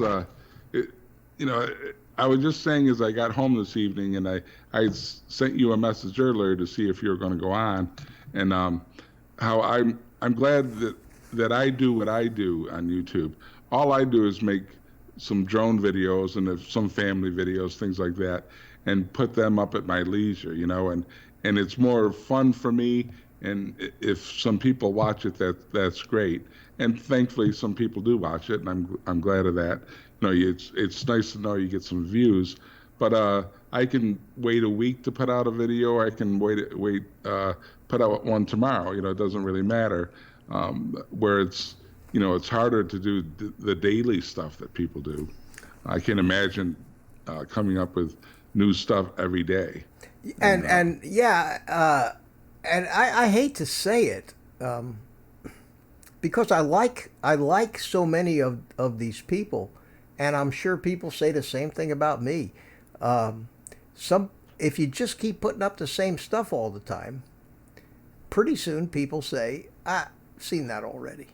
So, and right. I know that I'm that way, and so I say I can. The other people have to feel that way about me. So it's this pressure on you. Yeah. Just like if you're a television star, you can't just have the same show every day. People are, might have liked it at one point, but after a while, people get tired. Yeah, you bring in new viewers and different viewers, but as you get new subscribers, but it's tough to be inventive, and that's what I try to say. Well, what do I have to do to make people want to watch me?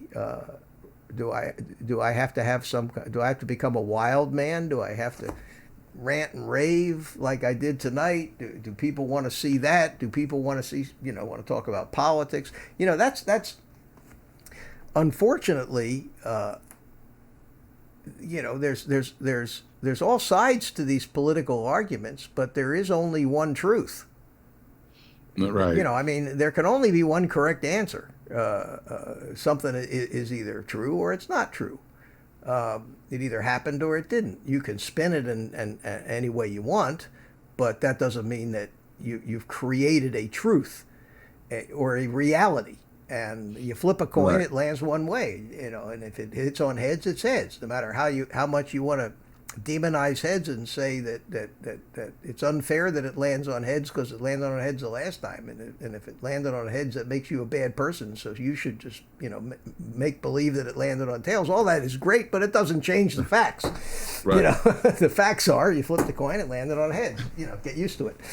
Right. There isn't your truth and my truth. There's the truth. That's it. Exactly. It's exactly right. It's exactly right. And obviously there's gray area in life. Oh. Many areas of life. But when it comes to so many things that we try not to talk about during Thanksgiving dinner, how that goes sometimes. I can't even talk to my sister anymore because we get in these big fights. Hey, right. Brent Nunley, how are you, my friend? Blizzard, how are you? Orlando's still here. Whiz bang, above and beyond global drones, still here. Hey, it's my neighbor. How you doing? Cool. You could just get in your car and drive on up here and be on the show with me. I'm glad these guys hung out. That's yeah, great. Yeah. Oh, they're coming back. Mikey must be done. One of his batteries ran out. I should have put Mike up live on my show while he was at it. We should have just sat here and watched him for a while. He wouldn't have copyrighted strike me. But anyway, it's it's crazy, Mitch. When it comes to talking about something different like this, and I'm glad you did this. I'm glad you went on and didn't do the normal hangouts and let's talk over each other and then eventually all just having laughs versus opening up and talking about letting people into your life a little more. I think that's kind of cool, and I hope people appreciate it. Well, I do too, and thank you, Mike. I'm not ashamed of a single thing I've ever done in my life. I sleep soundly at night. There are people out there, especially my ex-wife, that think I'm the scum of the earth for stuff that never happened or doesn't happen. But unfortunately, she's bipolar and lost her mind, and I can't deal with it. I tried to deal with it, but I can't deal with that. So I'm always going to be the bad guy, and I've learned when you reach a point in dealing with certain people that you just have to say, let's just agree to disagree. Right. See you around. Right. And that's for all of us. Yeah. You and I, anyone in the chat, we're never going to agree on everything. Obviously, ex-wives are a whole nother animal. Yeah, yes, they are. But I avoided divorce, Mitch. I never got married. Well, I did it twice, and my first wife was very young, and I have two fabulous children who are my life right now. So I certainly can't say I wish I'd never gotten married, because of those right. two human beings wouldn't be in here or in my life or everybody else's life who they enrich. They're great kids. The second one, you can't help it when people get sick. Right. And I'll leave it at that. The reasons Right. for it, but you can only take so much abuse, and then you have to say, I can't do this anymore. Yeah. At any rate, I'm never. That was 15 years ago. I got divorced, and I'm not even dating anymore. You think I'm paranoid about business, man? Women. That's one heck of a contract right there. Holy cow! I tried too, man. I got dating. I'm an old bald-headed guy. I got dating stories you wouldn't believe. Above and beyond says my exit number 1801 video has thumbs down. Don't think everybody is happy about our growth. Hey there. I think they finally stopped the stupid pile driving up here at my exit. We got two exits. Where he lives, one exit south on 95 than where I live. And they're building two exits. And he's way ahead of us down there. Right here, they just finished pile driving to put the bridge in. And, is that the one you showed last week? Yeah, that was the video that I was showing you guys. I haven't really edited it yet into any kind of video, but I was just showing you some of the raw footage, and right. They got a long way to go. And then there's another new exit up north at Vieira Boulevard, which, for all intents and purposes, has been done for months, but for some reason they just keep putzing around with it, and they haven't they're supposed to open it up now, May or June, so it's almost May. But the construction and the growth down here is it's been absolute. It's crazy, and traffic Right. keeps getting worse and worse. And the one you're talking about is the Ellis exit. Is that the one you're talking about? The Ellis Road exit. I'll tell you what, I'm happy about that. I'm happy about that Ellis Road exit. I'm talking to James. I think it's James. Correct me if I'm wrong. Your name is James down there, above and beyond. But I live off John Rhodes, and he knows what that is. And it's a road that parallels the interstate. And this Ellis Road is halfway between two exits on the interstate. And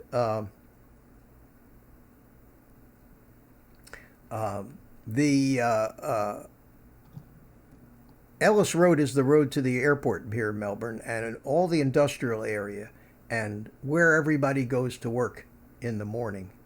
And it's a 2-lane road that runs north and south. And what happens is, to get to this Ellis Road, which is halfway between the two exits, you got to either get off at the south exit and come up north this 2-lane road, or get off at the north exit and go south on the 2-lane road till you get to Ellis, where you can make a left. And that's the main drag into all the business areas and everything else. So everybody that has to get to this whole western side of Melbourne in the morning has to come up this John Roads together and meet at Ellis Road, and you can't move. It's like gridlock. Right. So they decided that, and there's times a day out of my community I don't even bother trying to get out of here. I say, well, 4:30, forget it. I'll wait till 7 because there's no way I'm going to sit there waiting for a break in the traffic that's stopped bumper to bumper right from Ellis all the way south and north to the intersection. Yeah. So they decided that because of the airport is growing here, they needed to build this exit right there where Ellis is. And that'll take all the traffic off of that north-south road because everybody who uses it is going to Ellis Road. So it's a big deal for us, and it really gripes me to hear people bitch about it because they don't have to live here and be prisoner in their community at certain times of day because of the stupidity of the traffic. So I'm all for this exit. This one's going to make life real easy for me, and in fact, the new one up north is going to make life easy for me because that's the way I'd get off to go to my son's. It's going to cut 10 minutes off my drive time from here to my son's house. Yeah. And those are long-term decisions that are being made on these things. These highway changes, things like that. It's going to affect people for the next 30 years. How they set that up. And we here in my town, we have Route 81 is the main highway. Interstate comes north and south right through Syracuse, and it was built through in the 60s on the old viaduct type of raised highway kind of thing, cut the city right in half and displaced neighborhoods and all that kind of thing. And it's old and crumbling, and they're going to redo it, and they're coming up with some final proposals on how to handle this thing, and hopefully they're going to do it right, because right now it's a mess in terms of the traffic congestion during rush hour, and what it did to the city, and the way it just even looks to the city. Hopefully they're going to do this properly, and it's going to take 5 to 10 years to complete the project. Anyway, it's so huge. Cool. Cool. So I'm glad of that. It's going to be a hassle getting there. You know how construction is. Yeah. But and then hopefully they're going to make a bypass around the city for 81 and open the city back up. But like you say, those things are seeing if they plan it out the right way, hopefully that makes congestion a little better for you guys down there. I'm going to try to get Mikey in here. Yeah, let's get liven things up. Yeah, he's back. So I'm going to... Two old guys in here talking. So let's see how I do this. I'm going to grab some more water. Let's see how I do this. Add to call. So we do this, but do I hit...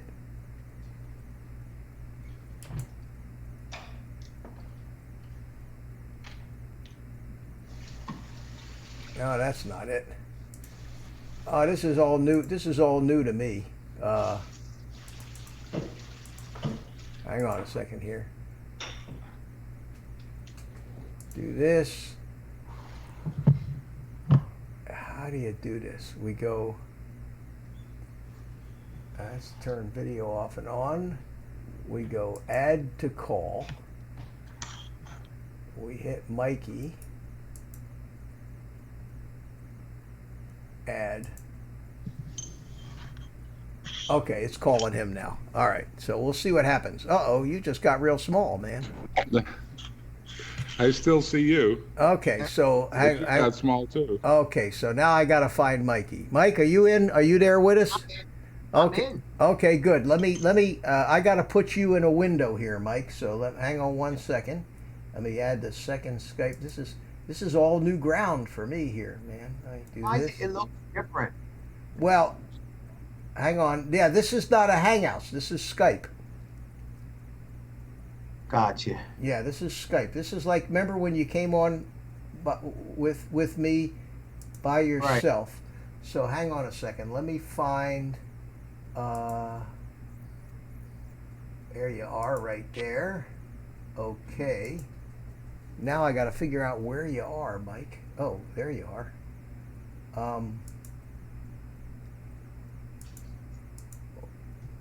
You got to turn your camera on, I think. Yeah, my camera's on. No, but I don't see. I see William Penn. Hold on. Maybe. All right, that's the Skype. Uh, well, I have two. I have two pictures, Mitch. Hold on. There's my camera, and it is on. Is a so light is a light on your camera?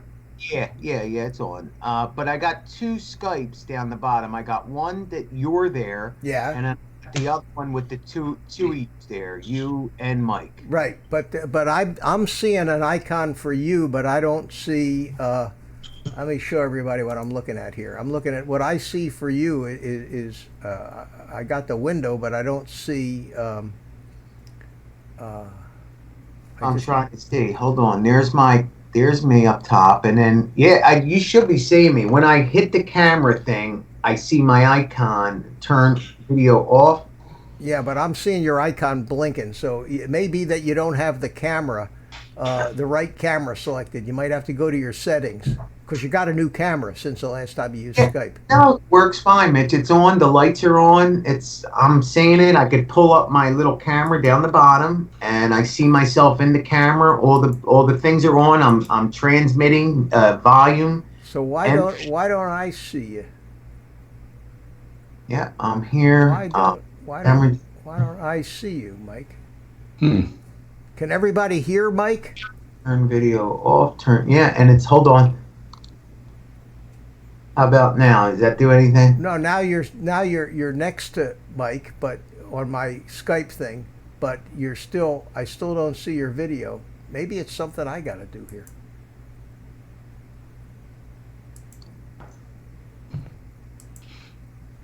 Come on, Mike. I want to see that face, Mike. Yeah, man, a clean shaven, dark black hair dyed. Magic marker. I mean, beautiful, baby. Yeah. Marker, yeah, I know, dude. I hate it. Hey, I'm looking here. no, looking I mean, at. let me ask you. Can I ask the guys in the chat if you can hear them? Okay, so you can hear Mike, so we are connected.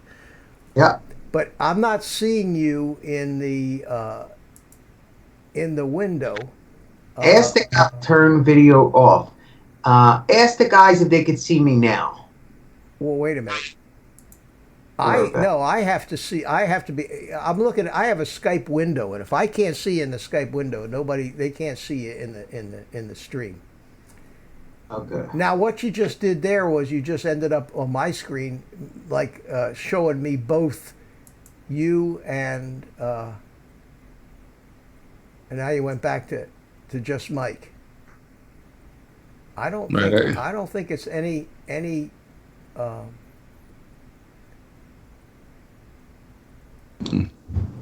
On your Skype settings, Mike, is your camera turned on? Let me go into my Skype settings. It should be because it didn't touch anything. We could not connect to your camera since it may be in use by another application. Oh, so I'll bet you I need to turn my camera off. Or the other application? Yeah, it's saying my camera's being used by another application. The only other application being used. Let me hang up on this one and let me see what happens. What other application are you using? All right, he's gone. So I guess Hangouts may have still been on or something like that in the background or something. I guess I'm gonna have to try to call him back. So let's try to call him back and see what happens. All right, so we're calling him back. It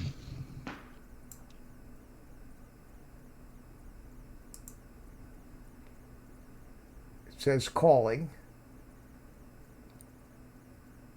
Wow, we're getting really technical here. Do I have to call him on the phone in order to?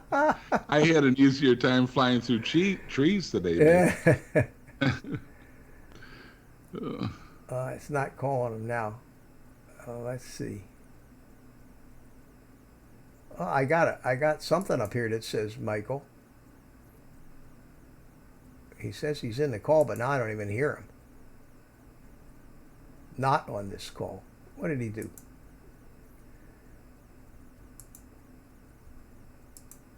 All right, let me try it again here.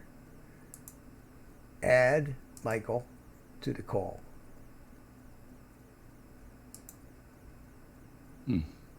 Answer it, Mikey.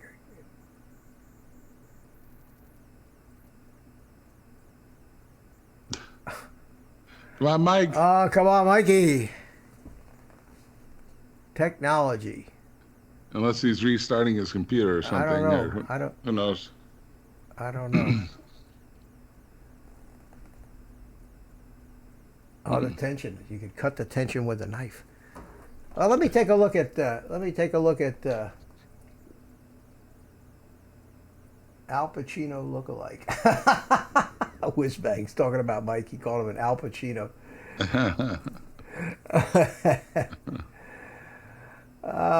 We can hear 20 plus years of making. Mikey, what's going on? Come on. Technical difficulties. Jeez. He's unavailable, it says. Okay. So let's try it again. Keep trying him. Keep trying him again and see what happens. I got you. Hello. There you are. Hey, okay, good. All right, Mikey. Dude, I'm getting good at this computer shit. Wait a minute, you're growing, but there you go. Now you've grown up. It's really cool. It started out a little small, and then it just got bigger and bigger and bigger and bigger. Now, how do I check when I see Skype? Am I supposed to be in the corner up top? No, it doesn't matter where you are in the Skype window. If you look at the stream, I've positioned. See, that's the difference between Hangouts. I don't like it, man. Oh no, I like this better. Look at this. Are you looking at the stream itself? I'm gonna look. I'm gonna pull it up right now. Just make sure you shut the audio off on it. And also, you're all over my screen. I got you as far as Skype. I have you in one big window here. Yeah. See you and Mikey, and then you're in the corner over here, all by yourself. I don't know because I initiated the call, maybe. But basically, what happens is. Call. I called you just now. No, I called you. You answered my call. I initiated the call. I'll do it again. I'll do it. Don't go away. We got you. Don't touch. I hit. Okay. Touch any buttons. All right. No, hey, I still don't see Mike in the stream. No. Well, I'm watching the live stream and I see him. Really? Refresh the live stream. Maybe your live stream. Right. Yeah. All right, let me go on to your channel. Oh, this is weird, dude. Oh, there he is. This is different. This is each person. There's none of this switching back and forth, whoever's talking stuff. Basically, I put you right where I wanted you. I got Mike Roche on top of you and me over on the side. And we've got 3 separate windows where we're all on full time on each window. Let me take a look here. Mike, can you see it now finally on the stream? Yeah. Oh, I see it. I see where you did. Yeah, you see, I'm over here. Me and the monkey are over here. Yeah. That's freaking cool, man. Yeah, and I kind of like that. I like that.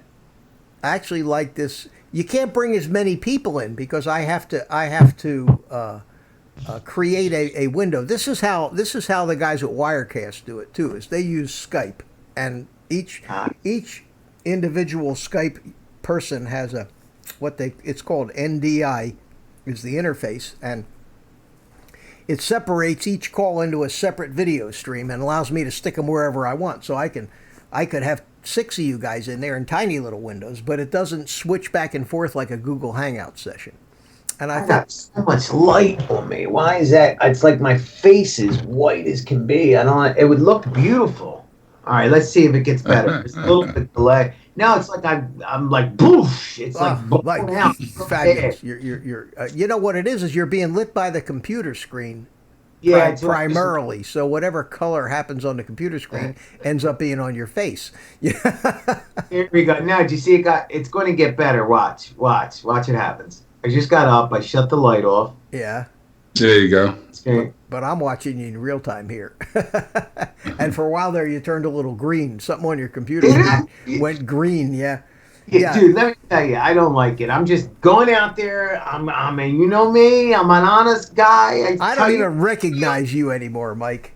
Yeah. Whatever happened? What happened to that wild guy with the gray hair and that I first met way back? Well, what? I mean, I'm still the same. Nothing changes. But well, it's because you got no hair. That's because you got no hair. You got to be. No, but look at you, man. You're all. One of the guys in the chat said you look like Al Pacino now. Yeah. Yeah. Look at what he's saying. Well, I need this working. Come on, get the hell out of here with this Skype crap. You know what Skype is? Let me tell you what Skype is. Skype is fun for the guy doing it. But for everybody else, it's nothing but a pain in the ass. That's what Skype is. That's what I see with Skype. What difference does it make? To me, this seems like a much nicer setup to have people in your show. Better video quality. It doesn't keep. I'm not saying that, Mitch. That's what I'm telling you. The video quality that I'm looking at on your channel looks horrible. I don't know. How does Mike Roche look? He looks great. There you go. He looks great, but because his lighting is perfect. There you go. So you need to get yourself. You're being so bombarded by that computer screen light that's what's lighting you. If you had some other lighting on you besides the computer screen, you'd look great. See, I got 3 bright LED lights here in the studio that are lighting me. So that what light's coming off my computer screen, you're not going to notice. You're not going to see on me. So where does the light have to be? Behind you, Mitch? Well, I'm bouncing. I'm actually bouncing everything. One of them is bouncing off is aimed at the green screen behind me, so that it's lit. And then I have 2 of them bounced off the ceiling, indirectly, coming back down, and it lights. It's just all that light is basically just lighting me, and the green screen, because everything else is graphic. Like this brick wall here is all graphic, and that's going to be bright no matter what the studio lighting's like, because it's not real. It's just a picture. Can you put backgrounds behind your people too, Mitch? Like, can you put something behind? No, because he needs a green screen. You would have to have a green screen, but I can put a monkey on you. How do you do that? How could you move your monkey across the screen? You're able to do that? That's crazy. Yeah, I think in the stream you can do it. Hold on a second here. It sounds like a challenge to me. Yeah. One thing I learned, Mike, when I took some radio and TV classes in college, is when you're going to have lighting on you and stuff, it's a good idea not to wear white. That's probably it, Mike. Hold on. We're going to fix that. We're going to fix that. You're absolutely right, Mike. Yeah, that's might have been. Well, I know I'm right. Yeah, he's right. Wait till you see what comes up on the screen. We have a new Mikey. We got Mikey. You've got depth of field too. Your chair's not focused. Depth of field. Here it is. Yeah, he's not. The monkey's just covering the whole screen. See, but now I'm down. So you're seeing what I'm seeing, right? The monkey's kind of in. Oh, there it is. Now he's chair. Now he is. Hang on. You gotta make him a little smaller and sit him right on my shoulders, Mitch. I got him sitting next to you. He'll help you out. All right. In fact, we can share. We can share the monkey with the 2 of us here between us. There you go. You know what's the weirdest thing? Let me tell you the weirdest thing about this setup. So me and you, we're all talking right here in Skype. Right. But the live people aren't seeing what we're saying for 15 seconds. Well, that's true. Right. That's true. But it doesn't matter because we're making the conversation. It doesn't matter if they see it 15 seconds later or not. It doesn't matter. It's the same conversation. It's the right? same conversation. We're having this live conversation. It's like, It blows my mind. It's just so weird to look at them both and to yeah, be live right here. You're like, I'm seeing them. Do you understand? Mike knows what I mean, right? It's just the weirdest thing because I'm live. I'm right here, yet it didn't happen yet here. And it's like, wait, I'm like, what I'm watching in my monitor of the broadcast is exactly what is going out on the broadcast, and it's live. So I see it. I see the monkey in the middle, you and me and Mike up top, right. as we're talking live. And then if I look to my left over here, I see the feed that I keep up just to see if it's going. And I see it happen later. Let me see. What? Hit us with your back camera. Let me see what you're If saying. I do that, you guys will, since that back camera setup has no Skype feeds set up in it. You guys will disappear if I do that. Yeah. And that's what happened when I went to the I would have to create a new scene if I wanted to say show a video and have you guys involved. Jimmy Neutron, dude. I am Jimmy Neutron, dude. Look at the little wing thing hanging over the forehead. It's Jimmy Neutron. Whoa, it's the Jimmy Neutron show. Well, listen, we got some freaking weird, man. We got some people. Mike, it's funny. Your background is all blurred out, and you're in focus. Well, what he's is got that camera. I He's playing with the settings. There's a setting. There's a setting on that camera that says blur the background, and you've got it turned on. I didn't have it turned on. Your shit messed up. No, my shit is just fine, Mike. Everything. Depth of field, Mike. Depth of field. It's the depth of field. No, that's the that Logitech 920. If you go into the controls, it has a thing that says blur the background. I know. Where is it, guys? All right. Listen, that's bokeh. That's desirable. People spend big bucks for big lenses to blur the background to get that bokeh. Depth of field, Mitch. That's what it is. It's depth of field. Exactly. Depth of field. Where's the setting, guys? Where's the setting? There's a program that says Logitech camera settings, and I know I got that up. Yeah. I got it up, but I know I can't. I don't know where that is. Let me see if I can. I can flip myself around. Where is it? But I can't standard widescreen, and maybe it's under advanced. No, you're doing something. I see some jiggling with the it's not the blur. The blur it's blurring the edge of your hair a little too. It's kind of funny. It's almost like you got a screen behind you. I don't know where you find that. Okay, we got that. Let's see. That's volume. That is the camera. So I'm in. So let's pull this up. So that's not it. Okay, that's all looking good. So let's go to 2. Custom. No. Auto focus, auto white balance. I'm seeing that ain't there. Let's go to the 1, and I there. Yeah, I'm not seeing it. I could put a little border around me. That's what I had earlier. A little gray. I could put a little purple, but I'm not seeing the depth of field, guys. I don't know. Wonder if it's the border around you. I don't know. I saw that pop up, but I don't remember where I saw it. It doesn't seem like it's in that. Maybe it's in some setting in Skype. They have that now to blur the background. Oh, it is. It's in Skype. You're right. It's not there. It's in Skype. So let me go into the Skype. I did say it, Mitch. You're right. Hold on. Settings. Okay. And it's going to blow up. Poof. Appearance. Gone. Enable compact glass. General. Language. Skype to Windows. Okay. Appearance. Audio. All right. Here it is. I got it. Ready? And poof. There you go. Yeah. I am the great one. All right. You figured it out. Depth of field, Michael. Depth of field. It's in yes. audio and video in the Skype settings. Yeah, okay. But it looked better blurred. All right, let me see how it looked better, Bird. But it was messing with the edge of your ears were flapping and stuff. Yes, it was, Mike. I saw that too. Yeah. See, look at the marker, Bert. Look, yo, guys. I did my freaking beard and my hair because they were breaking my balls, telling me, you got to dye your hair. You look younger. You got to dye the hair. As I said to the wife, just go get me the frickin' dye. She's like, well, what color? I don't know. Yeah, you do look younger. Get me the frickin' dye that I'm supposed to use.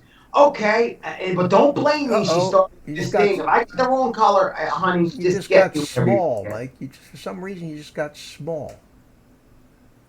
Huh. I mean, and I shrank. You shrank. I'll make you big again. All right.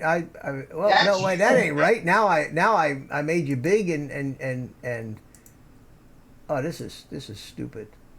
See, that's why I don't like it, Mitch. Hang out. Oh, look how little I got. Yeah, I see it. Now I'm seeing it. Yeah, but why? So yes, she got me to dye, Mike, and I came back. I used it, but you got to watch with dye because if you leave it in too long, it goes too dark. And so I just did what it said on the box, and when I was done, it looked like somebody got a black marker, the black marker on my face. I mean, I guess it looked. They were like, "Oh, you look 10 years younger." I'm like, "Are you kidding me? Give me my freaking gray beard back. I like the gray." There we I go. thought I was Got you talking back. to Lone Shark for a second there, you know. Well, now I'm lost, Mitch. Now I got you back. You're back now. Don't worry. You come back. You come back. I had you. You were small, and then you got big. It's just like Alice in Wonderland. You know, I mean, what you taking some pills there or something? Both my hands, guys, are all buttons. I just want to show you. My not touching up. Yeah, now we got him back in the feed. Yeah, so. yeah, but then he got big. Now we got him right. Okay. My son Mitch came. I finally splurged and got this Logitech camera.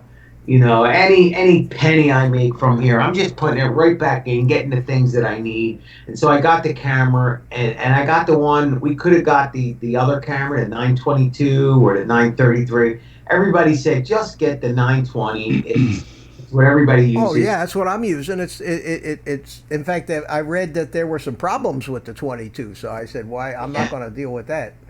Same here. So and I like it. I had my son over, and we both said here it was funny because between us both we found it out, but we didn't realize you had to download a program from the internet on its thing. We thought it was just plug and play. You plug it in, and it was all going to work. And it gets to a point it did, but I didn't have any settings or whatnot. So we went on to the website, we downloaded it, and we finally figured it out. But you got to change some things in your computer to make it all, talk nice. And together we made it work. And so it was nice. But I'd probably still be trying to figure it out if it was just me.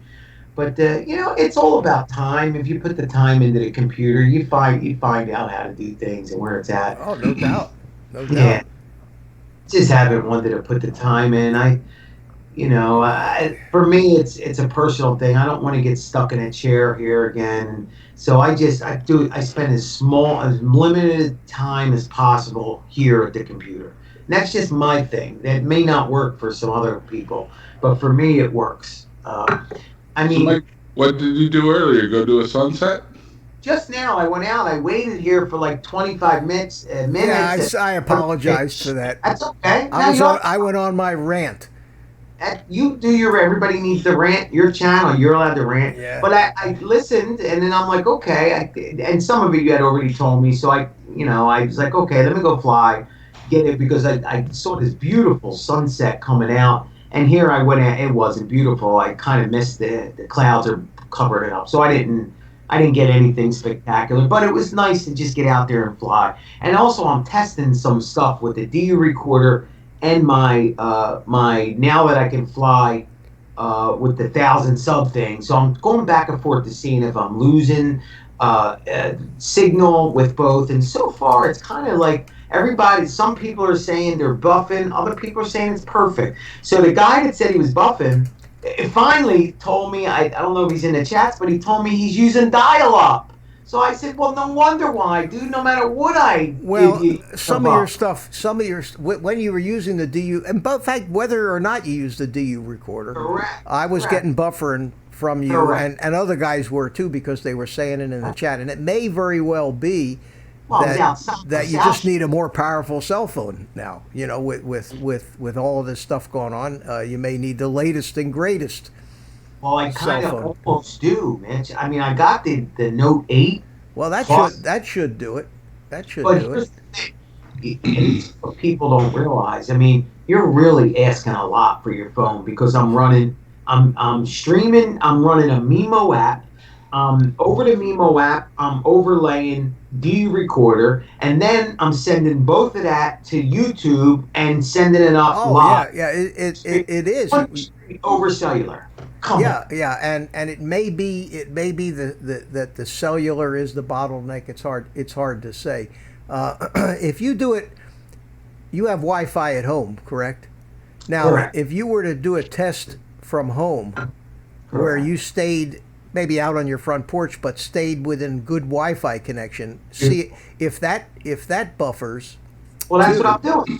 That was my test, Mitch. Yeah. I'm out in front of my house flying. And did but it I'm- buffer or not? Did you? No, it's great. People Yeah. are saying it's great. You know, So I'm it may like, be that in the area where you are, that the cellular service it's Correct. there's a bottleneck somewhere, but it's not a long buffering. It's just little short and periods. that's important, and that's what you just said. That's very important because you're going to get buffing, and I apologize for that. And we're going to try to work some of them out. Paul Murray found a couple ideas that can work out. There's a couple things that you can buy, which I had no idea. They're called Wii. One of it's called Wii Boost.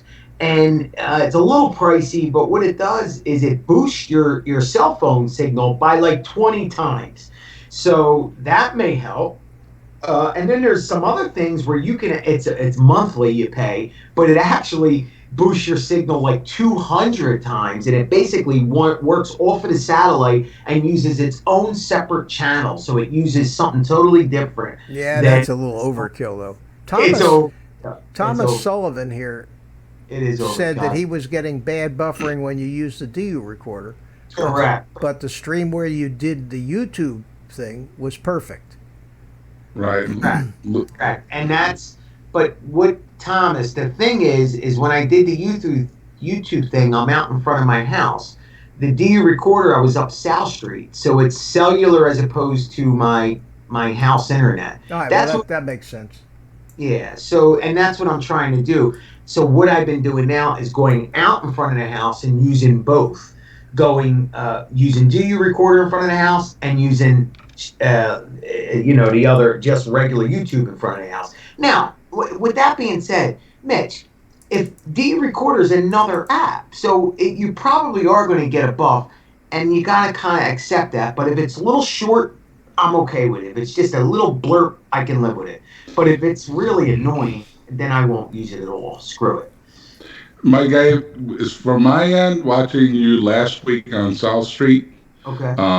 There was a little buffering here and there, but it was really no big deal. I mean, it didn't take away from the live stream. It kind of made it a little more raw. And after all, it was South Street. I mean, Man, I had no idea that South Street turned into that kind of a free for all. Wow, that was really something to see.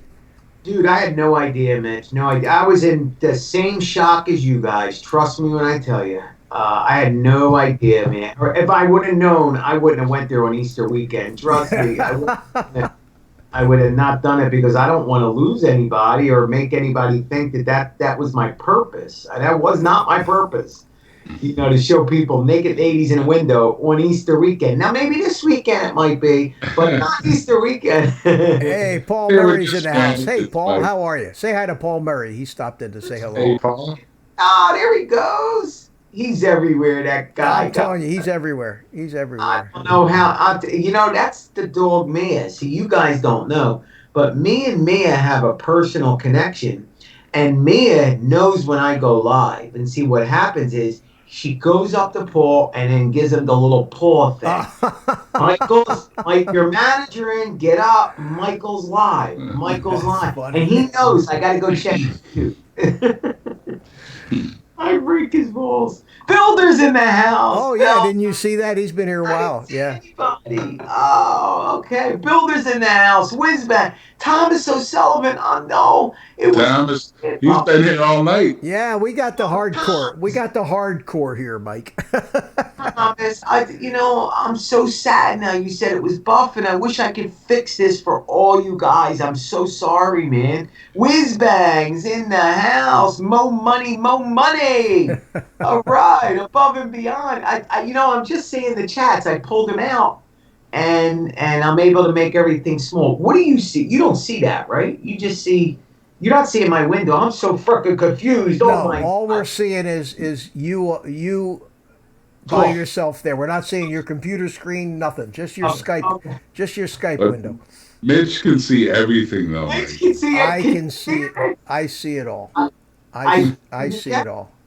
I'll give you a quick shot. You guys are going to disappear, but I'll give you a quick shot. And this is what I'm seeing, and you can see up there on the screen. I got pictures of everybody. Now we're going to put you back in the picture. Okay, your guys are back now. Well, what did you show me? I I gotta wait 20 seconds. Yeah, I just went to the rear view thing. Oh, okay. Oh, okay. Yeah, but see, what happens is if I have the way OBS works, you create scenes, and you switch from scene to scene. And if there's an asset, and I learned that the hard way one night because I had a scene where I didn't even have my microphone in it, and switched to that scene, and I'm talking and talking and talking, and nothing, nobody heard anything. So you have to actually put it, and that's something that I would enjoy doing. I like to teach, and I would enjoy doing a live stream of how to set up and use OBS. I want to do one about some editing tricks, tips and tricks, and things like that. I would enjoy stuff like that if people want to watch it. Yeah, Mitch, and I was listening to some of your rant earlier, and I think you had said that Pusa. I didn't hear him saying that, but you're saying that he said something about the Amazon and all, and what YouTube. Yeah, about having the links in your description, and then advertising the fact in your video itself that, hey, you can find the link to go buy this stuff. Like he says, if you do that, YouTube doesn't like it, and because. So what if you just put the link and don't say that? If you do that, and you're probably okay, he said, or you can say, if you want to find out more, Right. check the description. So Mitch, it sounds to me like you just have to follow some rules there. And even with that being said, they may switch it up. Who knows? They may say at one point, no links, whatever. But like a lot of people have already said about the free thing, I mean, it is free what we're doing, and so I guess we have to abide by that. But I think we all, what happens is, and this is for me too, we forget that this shouldn't be about money anyway. This is just about having some freaking fun. Well, That's for you it is, but there are people who have created businesses based on correct. YouTube. I understand, but they should be going in, and that's what my point is. You're going into a business using something that's totally free. So think about what you're doing. You're making money freely off of somebody's giving you this opportunity free. So you got to go into it knowing, hey, I may have to think of something else. And that's why I said it. We can't change it. We can only elect to play or not. And and you were right. But it's got to be devastating if you put all your heart and soul and money into building a channel, and then you end up having something that's actually starting to generate a living, and then through some mistake of some algorithm, one morning you wake up and it's all gone. Well, I agree with you there. Now no hint of you anymore. I'll be right back, guys. Oh, okay, Mike. I don't like having to please a computer. However, with that being said, pleasing a computer, Mitch, if you think, is a little easier than pleasing a human being. Because with a human, it's constantly, we change from day to day so often. But with a computer, it pretty much has an algorithm, And if we know the algorithm, most of the time we do, it's just about following some rules, right? And then if it changes, usually they blurt out, okay, now everybody figures out this is the algorithm, now change it. But I guess what I mean is it's set. It's set in stone, though. Everyone knows the same playing field. This is what it picks up. Don't do it. Until tomorrow, until they make it, and you see, that's, believe it or not, Mike, I understand. one of the greatest cat and mouse games in the world right now is and the best kept secret is the Google search algorithms, because everybody's business on the planet now relies on their ranking in Google search, and the goal to become the highest ranked it requires that you understand the algorithm, which changes. They change it daily, and everybody's chasing their tail trying to keep on top of it. And YouTube is no different. So, about the time you think you got the algorithm figured out, all of a sudden the next day, nothing that you thought was working is going to work anymore. And so we're always trying to figure out. And it's not just about whether the algorithms aren't just about whether you get nailed or not. It's about whether your videos get recommended. Yeah, that's what ranking they have in the recommendations, what keywords you use to get those rankings, and that creates a whole new science. And there's God knows how many people that have YouTube channels that do nothing but try to tell you how to outsmart the YouTube algorithm. Well, and that's their channel. That's that's their whole thing. And here's my view of it. This is the way I take it. And I don't know. I'm not saying it's right. Please don't do what I'm doing.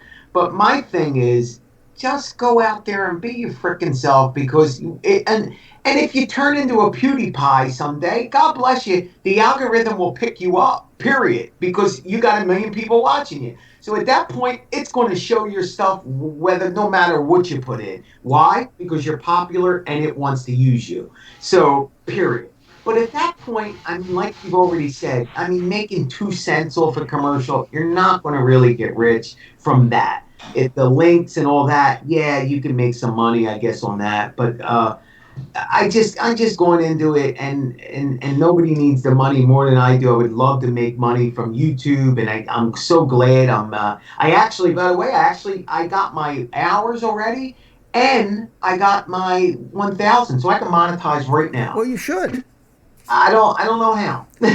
So, I'm sure that somebody can help you out. Those out. I of course have never had experience monetizing my little channel, but I'm believe it or not, Mike, I'm almost halfway, maybe 45% to the hours. To the hours, yeah. And about 350 away from the 1,000. But I decided, I don't know if you saw this earlier, I was saying that I don't care anymore. I'm just going to do it. If things happen, they'll happen. I'm not. Nothing bothers me more than going out to get subs. Exactly. And yes, listen. Here's the thing, and this is, I swear to God, this is what I do, and I have not changed a thing. Just keep creating your own thing, doing your own thing. If people want to invite you on, you go on. If you don't want to go, you this way. And what that also does is, when you do get to your number, whatever it is, you did it. You don't have to say, well, this person did this, or yes, you're grateful for having people pull you on. I'm grateful to everybody. But the work, and Andrew will even tell you, every time I give him credit, my God, he reminds me 1,000 times, Michael, you're the one doing it. All I did was a commercial, I threw you on. And he has to keep reminding you, because here, giving him all the credit, and he's saying, whoa, hold on. You did it. I didn't do it. I just freaking posted you. Right. And everybody gets that opportunity. Just you ask, or even if you don't, what I'm saying is, if you just keep putting your content out, we're all going to get there. It may take one person 30 days and another person 60 days or 90 days. I've been doing it for a year, Mitch. You're here 2 months and you're freaking No. I'm here 4 months, Mike. 4 months. Oh, excuse me, 4 months. You got almost 700 subs. 4 months of my ever shortening life here. I've devoted to this. I understand, but some people are doing it for 2 years and still are not at 1,000. So I guess you got to look at the whole picture, you know. And my God, I've been posting since 2017. I just hit 1,000. You know, so that's. I know. Yeah, you guys have been at it a long time. I have some other channels that have some real old stuff.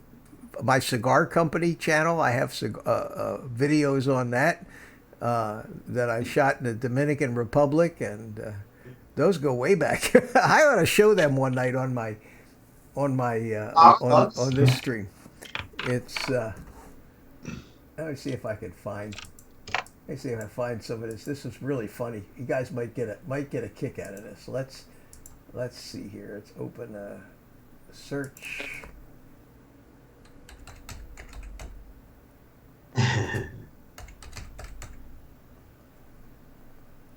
Mikey, I got to give you a call tomorrow, Mike. I don't know where I'm going to go this weekend. I have a couple ideas. I want to run them by you. I don't know. I don't know where the hell I want to go. And here's the other thing, guys. It's supposed to pour and rain this weekend. So, you know, wherever I pick to go, it better have an awning. You know, so which who knows? It could add a little drama to it. I don't care if I get wet, but the Osmo Pocket isn't waterproof. That's the really other thing. No, it's not. That's right. So are you becoming one with that thing? I'm trying. I've been playing with it in the house. It's I've been playing with it. Yes, I love it. Absolutely, the video quality of this thing, man, it's just amazing. I had one the first day they came out. Remember, but I sent it back and got the Hero 7 instead. The Hero 7's probably the better choice, only because of that you can drop it, you can get it wet. So if you're going out into places, you know, doing things like that, it's more forgiving. But it's so cool. Oh my God, is it so cool? You know, there's no doubt about it. Yeah. And they keep doing updates, and now it's really locked on. It locks on your face. Everything's now. There's no more focus issue. You know, it's really working well. And I got a case. Mike sent me a case. I hook it on the case and the tripod, so it's all one unit now, and it's tight. It's a really nice unit. Cool. So, yeah, it's really cool. So, Mike, you want to see my first absolutely, YouTube cigar video? I'd love to see that. Sure. Okay. All right. Let me get it ready here, and let me get the sound, and then what I got to do is I got to go to this monitor. Now you guys you will be able to talk, but nobody will hear what we're saying when this goes on. Okay, ready?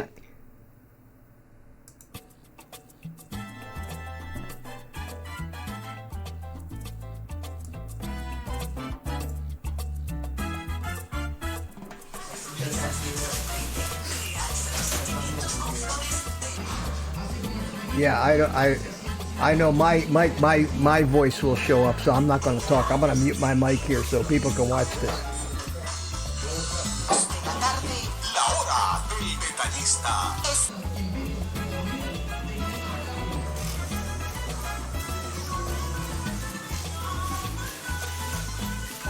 That's Ecuador, huh? No, that's U.S. This is U.S. Connecticut. Oh, okay. Oh, look, it's beautiful.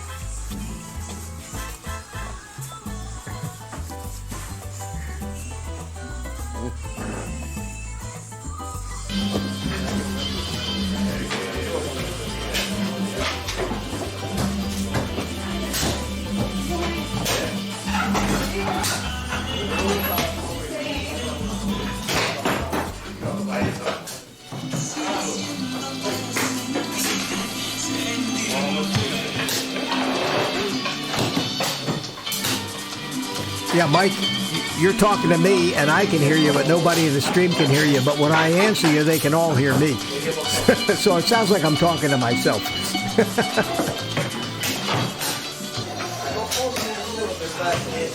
But here's another case going along with with the rant that I made earlier was another business that I started that was pretty much shut down again by things that weren't under my control. We built this little cigar company up to where we were finally selling a bunch of cigars, and then the Obama administration turned the regulation of cigars over to the FDA, and they put us all out of business. And the government is still clamping down and making regulations on the importation cigars, where it's getting harder and harder to bring them in, and more risk that they might be confiscated by customs.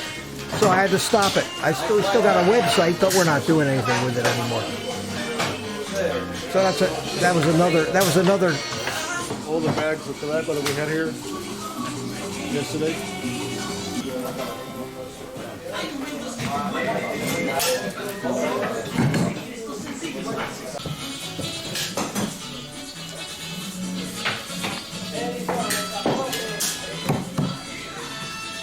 I checked the weight. Yeah, they're heavy. Perfect. Hey, Mike, wait to talk about that till after it's over, where everybody can hear the conversation.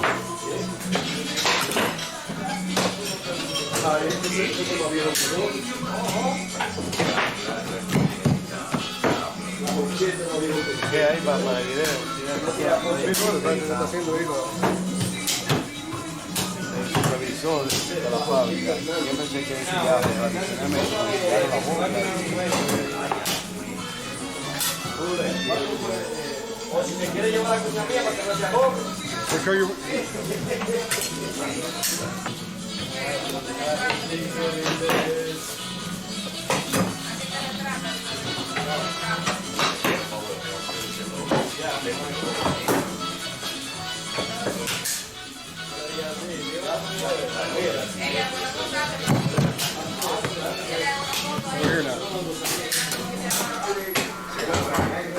We're here to check in the quality of our cigars. Just made now.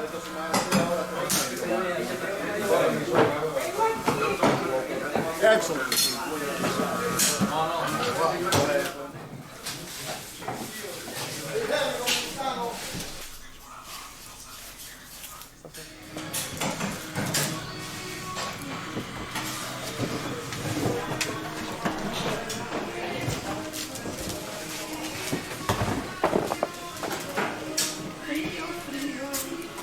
Excellent.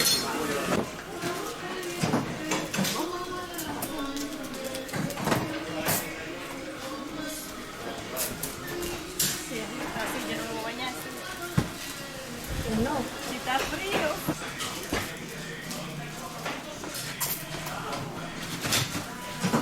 That's,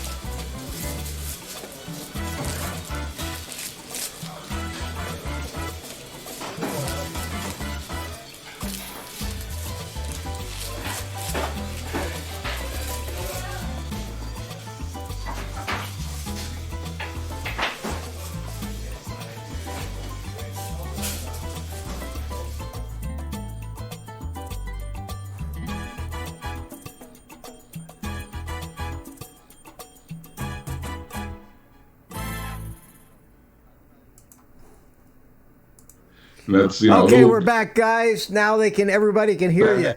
For those of you that didn't realize it, is the whole time that thing was running, I was listening to a conversation that Mike and Mike were having, and I couldn't talk because you guys would only hear my side of it. So, at any rate, what did you think of that?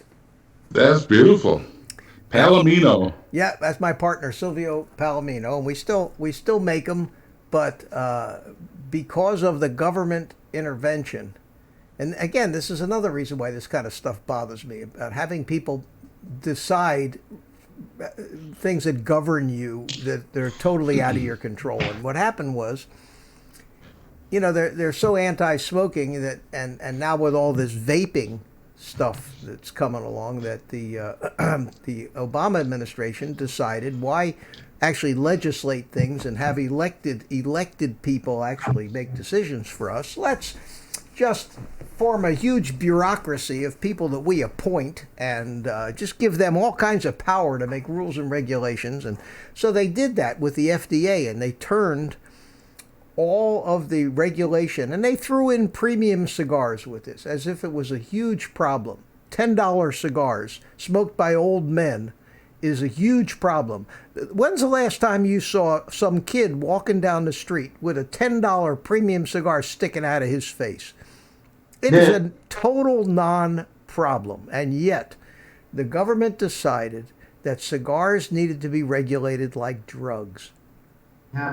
So before you could manufacture a new cigar, you had to have hundreds of thousands of dollars worth of chemical testing done on the tobacco, and you had to have the packaging approved, and it had to have all the disclaimers that it may cause cancer and anal leaking and whatever else the hell they decided. And you had to get it approved, and it could take up to 2 years through the government, just like approving a new drug, to actually get permission to import a new cigar. Now, new cigars are the lifeblood, just like new wines and new cookie flavors are the lifeblood of any product. It's Well, Mitch, just so you know, the vaping they have to do the same thing with it. Well, the reason exactly, and that's why they're regulating. But that's why they're regulating cigars, because of the vaping. Because they felt the need to do vaping, they say, let's just do it all. So they're still lobbying, trying to save what's left of the premium handmade cigar business. But here's the risk that we run now. And this is, again, why the uncertainty of doing work and spending money and producing something only to have the outcome decided by somebody that has no understanding of what's going on and is out of your hands anyway, is that we have to make these cigars in big batches. And the way that they work in the Dominican Republic is, you don't have money, don't even talk to us. You pay, everything's got to be paid in advance. So when you order, even though the factory down there is owned by relatives of my partner, they don't care. They still, money. It's money. Give me the. So basically, let's suppose we're going to order 50. We're going to order a run of cigars that's going to cost about $50,000. Oh, they want 25 grand down. So you give them the 25 grand down, and then they make the cigars, and they dry them and age them and wrap them and package them and do all that stuff, and then they're ready to ship. You got to pay the other 50%, or they won't ship them to you. So now you're out. You've got these cigars 100% paid for, and they're boxed up, and they're all brought into from the DR into West Palm Beach down there in Florida, air freight. So you're going to spend maybe $1,000-$1,500 just on freight to get them here. Now, once they get here, they go right to customs. And what customs does is they put another tax on it. No, they not only do we pay the import tax, but now they start tearing them open and cutting them open. And they might destroy, on a good day, they don't destroy anything. On a bad day, they can destroy 10% of the shipment and be justified. Right. And God knows how many of these things these guys put in their pockets and take home for their friends or relatives. Or in the meantime, in the middle of all this mess, somebody in the government may have made a small change, and customs basically said, you can't bring these cigars into this country. End of story. Jeez. And you're sitting there out $100 and something thousand bucks, and no recourse that you could ever afford, and they take your product and your handmade cigars because it's tobacco, and they destroy it, and sorry, you need to find a new business to be in. And for that reason, I'm not putting another dime into this business or risking another dime in it. We've got some cigars. When they're sold out, I'm done. I will not risk trying to bring more cigars in until they make a definitive change in the law and let us know what the hell their plans are. Right now, it's still all up in the air, and they can just do whatever they want on any whim they want. And that's no way to do business either. So that was another effort of mine, and a lot of work and a lot of time and website development. And I did the graphics design and the graphics for all the cigar rings and all the packaging, and I did all that stuff and spent and thousands and thousands of Instagram things to create an audience, and we had a nice little thing starting to build up, and then whammo, on come the feds, and that's it. And I gave up trying. I mean, you think we're bad trying to ship some cigars into Canada? I got 300-400% duty on them. Wow. Yes. Well, listen. What would happen if you sent Philly Drone Life, Mikey, over to Florida, and maybe I can drive him down here for you? Oh, I can get him in the country. In the country is getting him anywhere in the country is not a problem. It's getting him into the country, and I'm not going to become a smuggler. That's for damn sure. Not for anybody. Hey, hold on here now. So basically, the way I look at the cigar business, is I'm working. I'm gonna have to call my man. I know. Yeah. No. And I may dial him up. Should I dial him up, Mike? What do you think? Go ahead. Do it. No, I've decided that I got a whole bunch of what. After I end up smoking them all up, I'm going to give up smoking cigars and put that past me. Look at the positive side, Mitch. You now have $100,000. Well, no, that was years. That part of it. Those big. The last shipment we did, it was only a couple $1,000. We weren't going to risk a lot of money. Cigars until you're 85 years old. Yeah, enough cigars. Well, that's what I'm doing. I'm working for cigars. I mean, how some of these guys will work for food. I work for cigars. I'm certainly not making any money at it. So it's tough Drone grind. Kings and Darwin in the house. Yes, sir. How are you, mate? Be right back. Going to get breakfast. Yeah, I guess. Yeah. Wow. Breakfast. Wow. Yeah. The government is my opinion, is the biggest organized crime on the face. There's no doubt. There's no doubt about it. It's unfortunate, but there's no doubt about it, Mike. And it's a shame, but it's what we got, and we got to try to keep it under control. But we're not doing. We're having a hard time, it seems, lately. So what else is new? What else is new, guys? It's almost 9:00 here. We didn't respect Ken Herron too much tonight. We just blew right through it. I didn't even realize he went on at 8:00. Yeah. That was the whole idea. And last week we went till 9:00 too. Did you see Spike was in here, said hello? He didn't come on live. He just said hi in the chat, Mike. It's funny. Last week when we were, kind of busting on Ken Herron, and we went over and stuff like that.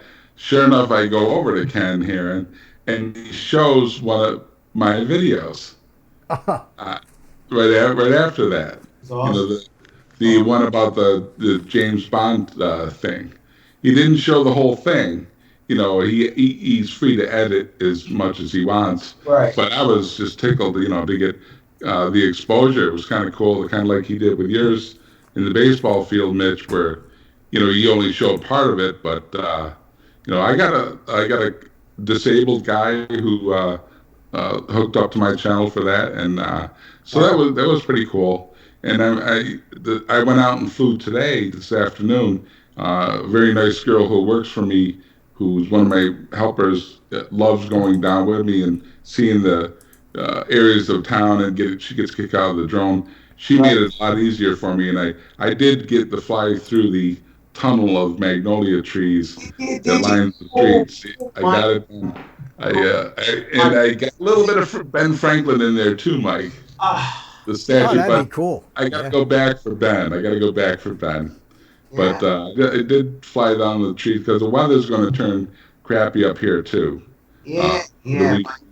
Yeah, we're supposed to get some rain this week, and we've had a nice few days. And I got out and did you see the video of my FPV flight from earlier, Mike? I did. Yeah, I did catch your flight. Yeah, My it was little awesome. flight wasn't much to it. It wasn't all that exciting, but it Yeah, that's pretty cool, man. That little tiny whoop is amazing. yeah, That's- and it flies so in acro mode. It flies so stable and smooth, and there are so many glitches on YouTube. So I'm sitting here and I'm wondering why ain't the chat moving? What's going on? What's going on? And it flips automatically from. So I'm in live chat, but it flipped from live chat to top chat and just sits there. And it's sometimes it rolls fine. Sometimes and it's not you, Mitch. It's been doing this. yeah, because mine's working fine here. Yeah, sometimes it works fine, and sometimes I guess if you don't write in it, maybe if you don't put something into it often, that's why every now and then I'll just throw a smiley face, just something to keep it running. But it's just there's hey, I guess we got to be happy that we can do what we're doing. It is, yeah. Yeah, see the smiley face just came up. Yeah. Well, We've only got 11 people in here, and 3 of them are us. yeah. Well, it's pushing 9 o'clock. I think it's probably enough. What do you think? You had enough? It's time to call it a night. I guess. agree, guys. And listen, Thank you. thanks for putting up with all my ranting and raving earlier. I feels good to get it off my chest, and I think that I'm doing your stuff. Keep doing it. Keep posting. Have fun. Just have fun, man. that's what it has to be. It has to just be fun. I don't at this stage of my life want to have to worry about once again doing something so it can go to shit because somebody else changed the rules. I'm so super paranoid about playing in those kind of games anymore that and there is no sure thing anywhere. I mean, there's no sure thing, but well, I'm glad you did it because I knew you had some business things in the past that didn't go. I didn't know many. You're starting to you put lose yourself it. out there. That was kind of cool, and it's just nice to know a little more about your background and that kind of thing. So I think to hear that, and it's a lesson for a lot of people too about business. Well, I don't know if it's a lesson or not. I can tell you, you want to find out how to, there's an old saying is how do you make a small fortune in business in the restaurant business? The answer is start with a large fortune. Yeah. Right. My dad was in the restaurant business, very small time, but I learned everything the hard way. And that's a rough business to begin with. It is. Rough. Mike, it's a good thing we're calling it Mike because your stream is starting to dwindle. In fact, you just got small. It's amazing how without me touching anything, your image just got to about 1/4 the size that it was. Yeah, that's weird. And this never happens on Hangouts. Oh, don't sell me Hangouts. This is a whole different thing, Mike. It's a whole different thing. All right, guys. So wait a minute. Let me say good night in an orderly manner here. The first thing we need to do is to see if we can bring in some music. All right. It's the blues. The blues. That's my copyright-free theme song that I found. All right. I like it. I'm gonna have to break out my harp.